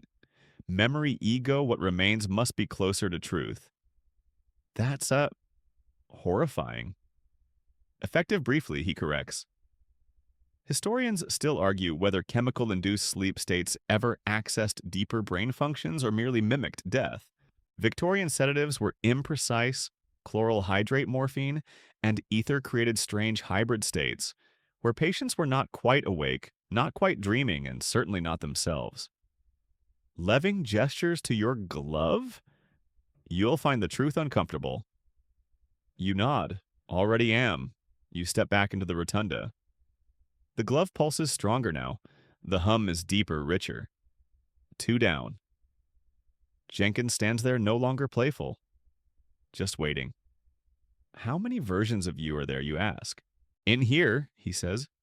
All the ones you remember. You move to the yellow door. Inside a classroom.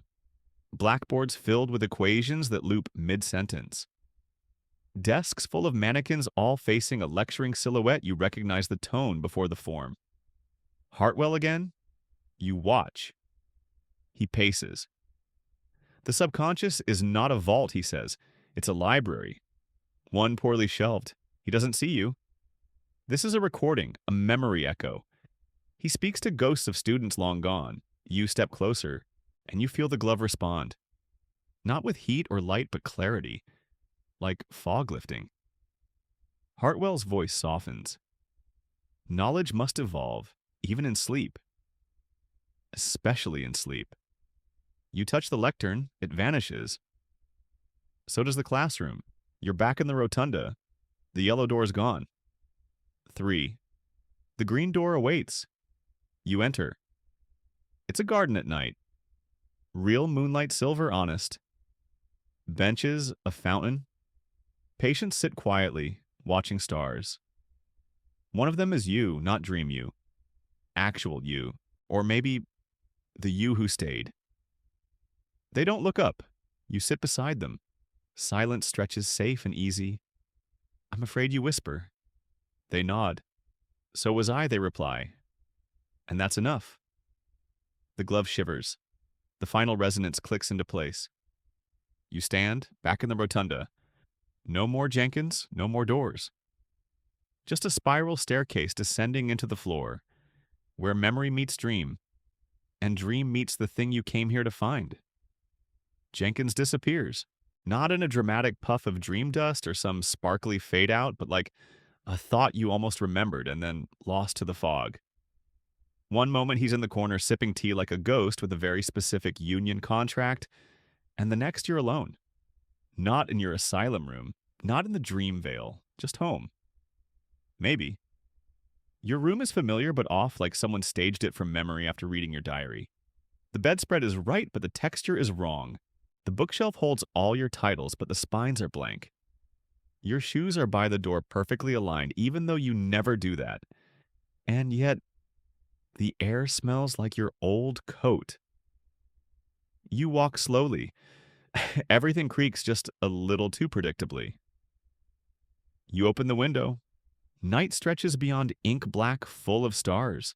Familiar constellations, but they blink oddly like they're waiting for something. You realize this isn't waking life either. You're in a buffer zone, a debrief room for your subconscious. One final stop before the true return. And in the center of it all, the glove. On the desk. Still. Silent. But warm when you touch it. You sit beside it, and for the first time in what feels like days, there's stillness. No dreams tugging at your sleeves. No corridors breathing. No half-remembered nurses handing you riddles wrapped in scones. Mainstream historical fact.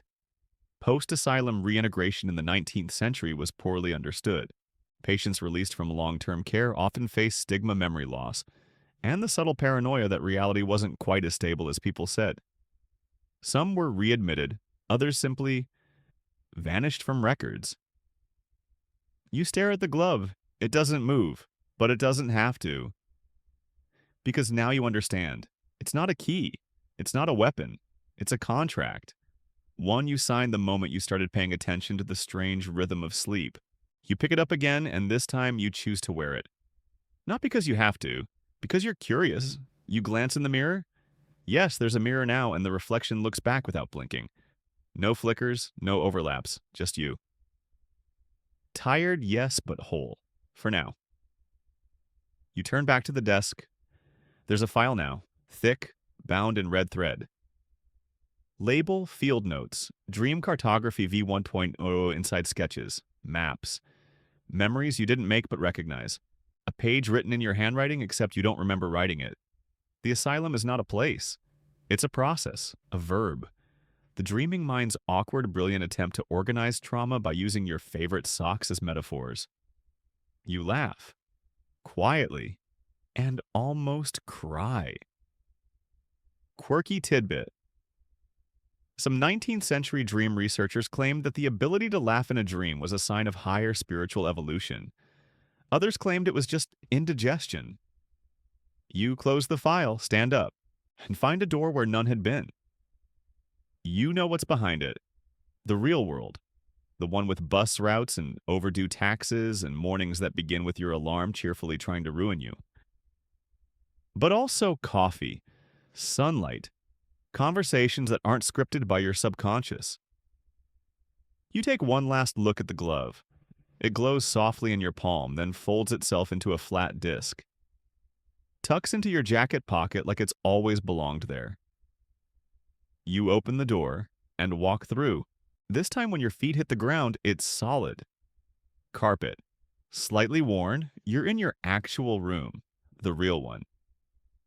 Photos on the wall, laptop screen blinking with forgotten tabs, your cat on the windowsill cleaning its paw unimpressed by your metaphysical transformation.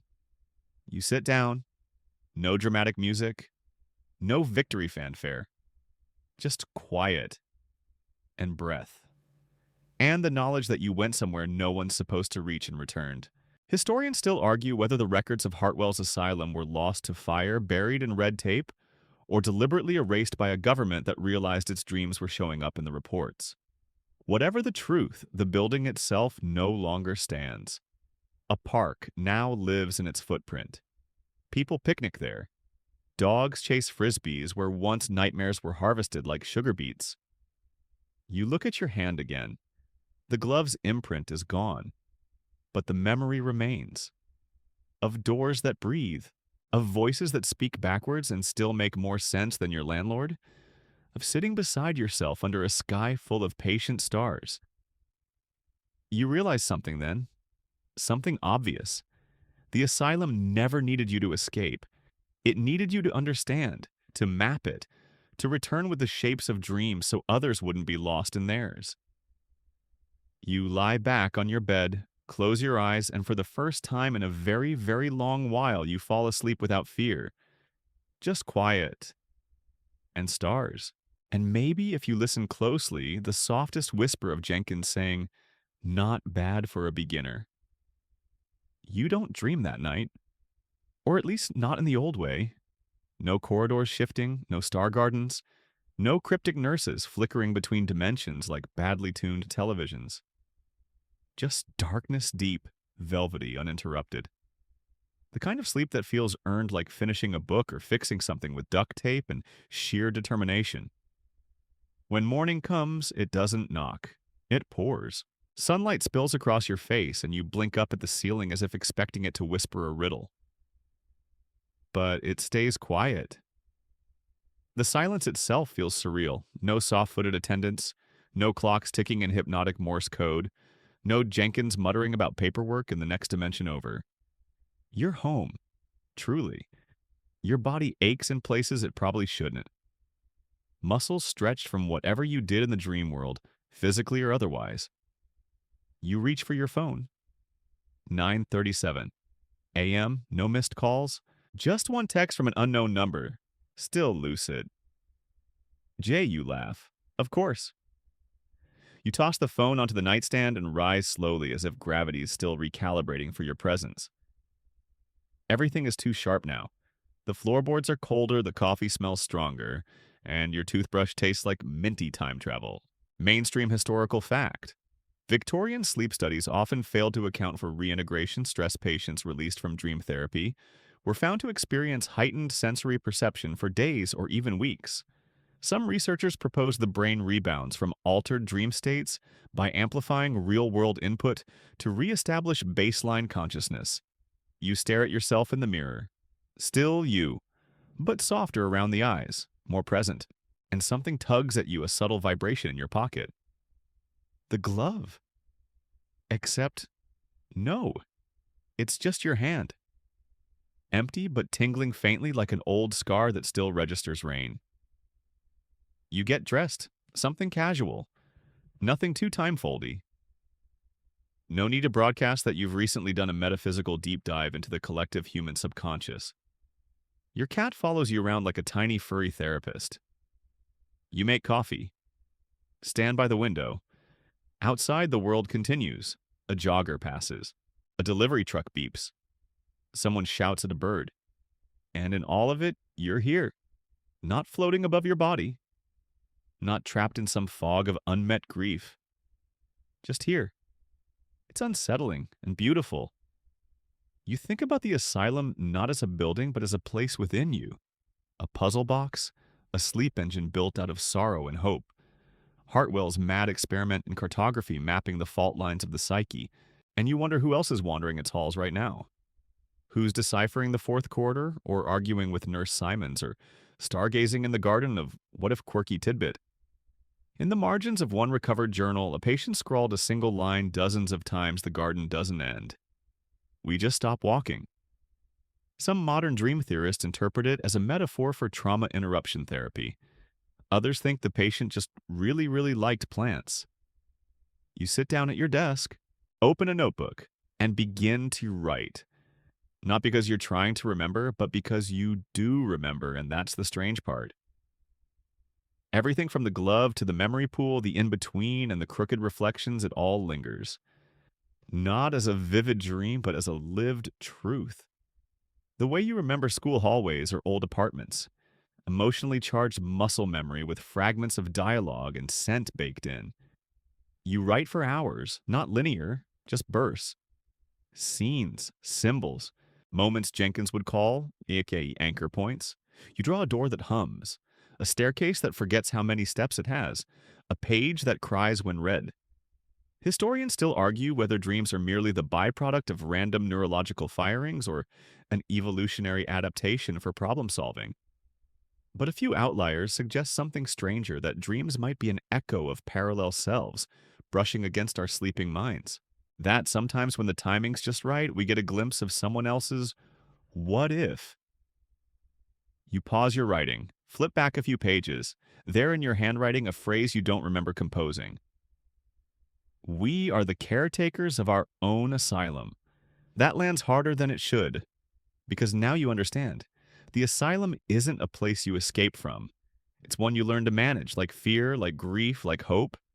You make lunch, peanut butter and jelly, because existential clarity doesn't cancel out the comfort of nostalgia carbs. Your cat judges you, but silently, you eat. Watch the wind move through the trees. Feel the world not demanding anything of you for once. And then your phone buzzes again. Same number. Ready for the next door. No signature this time, but you know who it is. You smile. Because maybe you are. Maybe not today, but soon. Because once you've learned to navigate the dreams of others, you start to wonder what else lies uncharted. There's something different about your footsteps today. They land heavier, more present, as if gravity is finally acknowledging your full emotional weight. Every creak of the floorboard, every whisper of fabric as you move, feels a little more real. Which is ironic, considering you've just returned from a week-long lucid bender in a dimension stitched together by collective sleep trauma. You take a walk, nothing special, just around the block, past the coffee shop where you once overheard a breakup that ended with the phrase, "You can keep the blender, but I want the basil plant." You remember laughing quietly, not at the heartbreak, but at the human need to attach emotion to the most mundane things. Today, though, the world hits differently. The colors are too specific. The dog's bark is too textured. You look at clouds and can't help wondering if they're watching you back. Because once you've lived in a dream where the walls breathe and the stars sing to you in Morse code, it's hard to trust that the sky's just a sky. Mainstream historical fact. In the mid-19th century, prominent British alienists, early psychiatrists, began exploring post-acute dream states, a term used to describe patients who displayed enhanced sensory awareness or emotional turbulence after prolonged episodes of unconscious fantasy. Though dismissed later as pseudoscience, some now believe it presaged modern research into post-lucid dissociation. You reach the park. The park. The one built on the footprint of the old Hartwell Asylum. The one with the carefully manicured lawns and charming iron benches where nobody quite sits for long. Something in the air here still remembers. You sit anyway, because you're not afraid anymore. The trees don't whisper, but they do seem politely attentive. A breeze carries the scent of roses and wet stone. It's familiar. Not in a déjà vu way, but in that cataloged memory way, as if the soil is humming your name under its breath. And then you see it. Barely. A shimmer. At the edge of the sandbox. Not a person, not a creature. Just possibility. The kind of distortion you might blame on heat or overthinking or the leftover metaphysics in your bloodstream, but you get up and walk toward it anyway. Because of course you do. As you approach, the shimmer resolves into something more solid. Not another door, not quite. It's a bench. Ordinary looking, except it wasn't there yesterday. And sitting on it with all the patience of someone who's been waiting across 6 dimensions and 2 timelines is Jenkins. Quirky tidbit. Some old asylum staff logs mention a Dr. Jenkins who never officially existed. His name appears in marginalia staff rosters, and even one patient's doodle journal always described as the one who listens to the dreams. Historians largely dismiss this as a collective coping mechanism during outbreaks of insomnia and anxiety. He nods. You sit beside him. Silence stretches out comfortable and full of knowing. Then he speaks. You did well. You look at him sideways. Was there a grade? He shrugs. We don't believe in scores. We believe in returns. That makes more sense than it should. You ask why here, because this is where you forgot. That lands, like a truth you didn't know you buried. You sit back listening to the distant laughter of kids who will never know this place used to echo with the murmurs of the half-lost, of dreams stitched together with medication music and a little madness. Historians still argue whether dream cartography, the act of mapping psychic and symbolic space within lucid sleep, has any practical application outside of therapy. Some claim it's the future of self-directed healing. Others say it's just a fancy way of remembering your nightmares with style. You say nothing, but you do remember. The glove, the fountain of forgetting, the desk with your own name on it written before you even arrived. Jenkins breaks the silence. You can stay if you like. The threshold is thin here. Some find it easier to live between. You shake your head slowly. No, you say, I think I want to stay awake for a while. He smiles. There's something sad and proud and utterly infinite in that expression. Then I'll see you next time. You nod. And when you blink, he's gone. Not in a dramatic puff. Just not there. You turn back to the world. The playground? The trees? The cloud-stippled sky that no longer hums ominous lullabies. It's just Tuesday. Maybe Thursday. You're not sure, but that doesn't matter. You walked back, through the veil, through your own forgotten corridors, through the gentle lunacy of Victorian sleep science, and the poetic horror of communal dreaming. And now you're walking forward. One foot, then the next.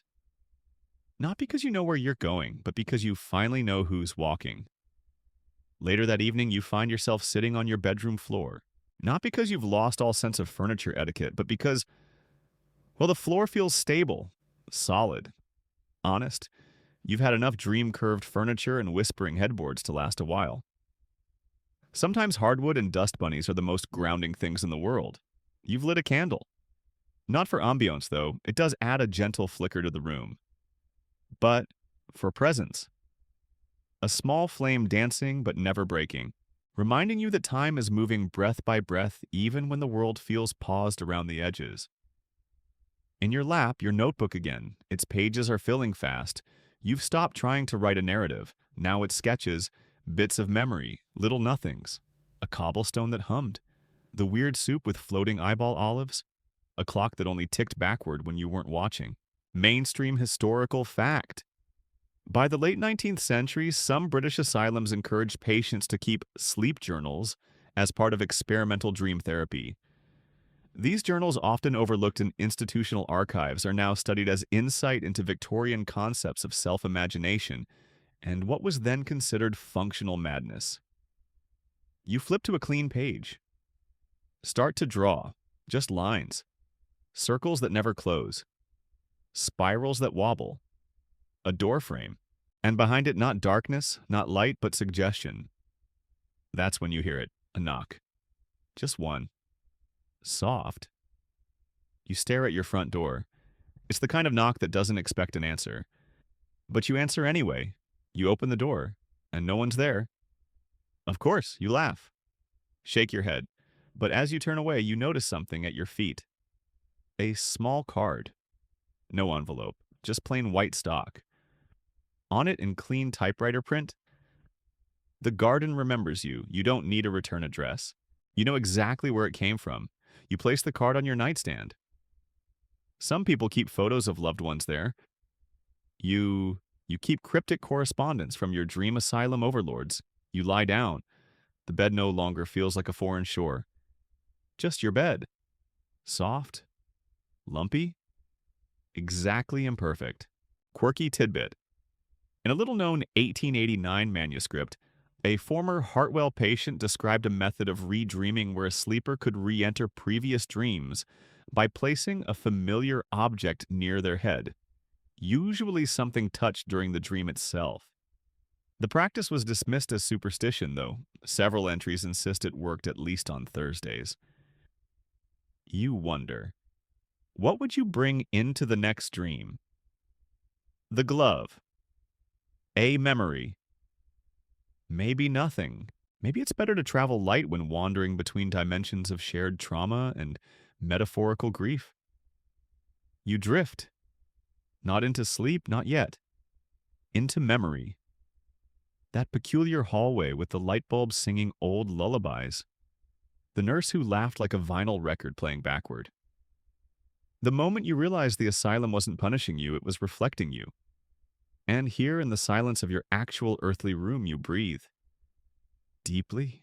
For the first time in a while, it feels like the breath goes somewhere. Like it fills up a space inside you that was waiting quietly for you to come back.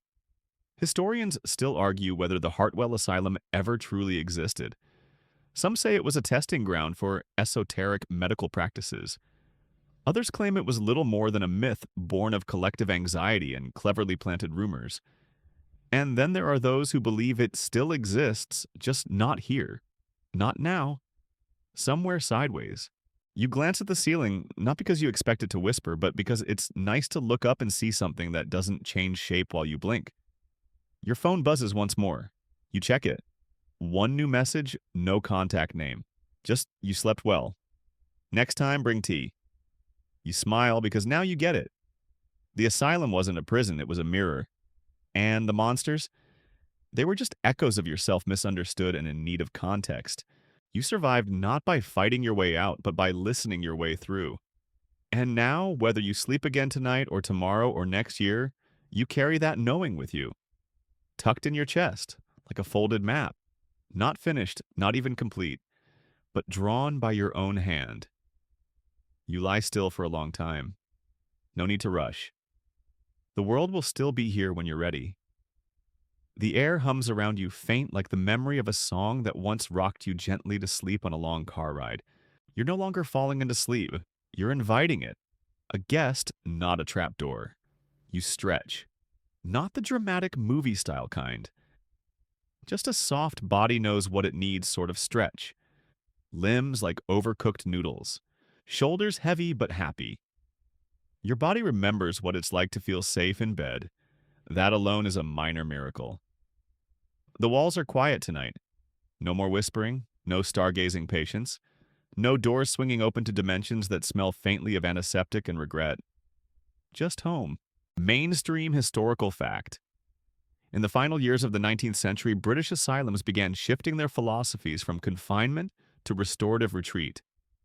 Sleep, once feared as a dangerous escape, became part of structured therapy, with natural light, fresh air, and quiet evenings all promoted as medicine in their own right. You smile at that.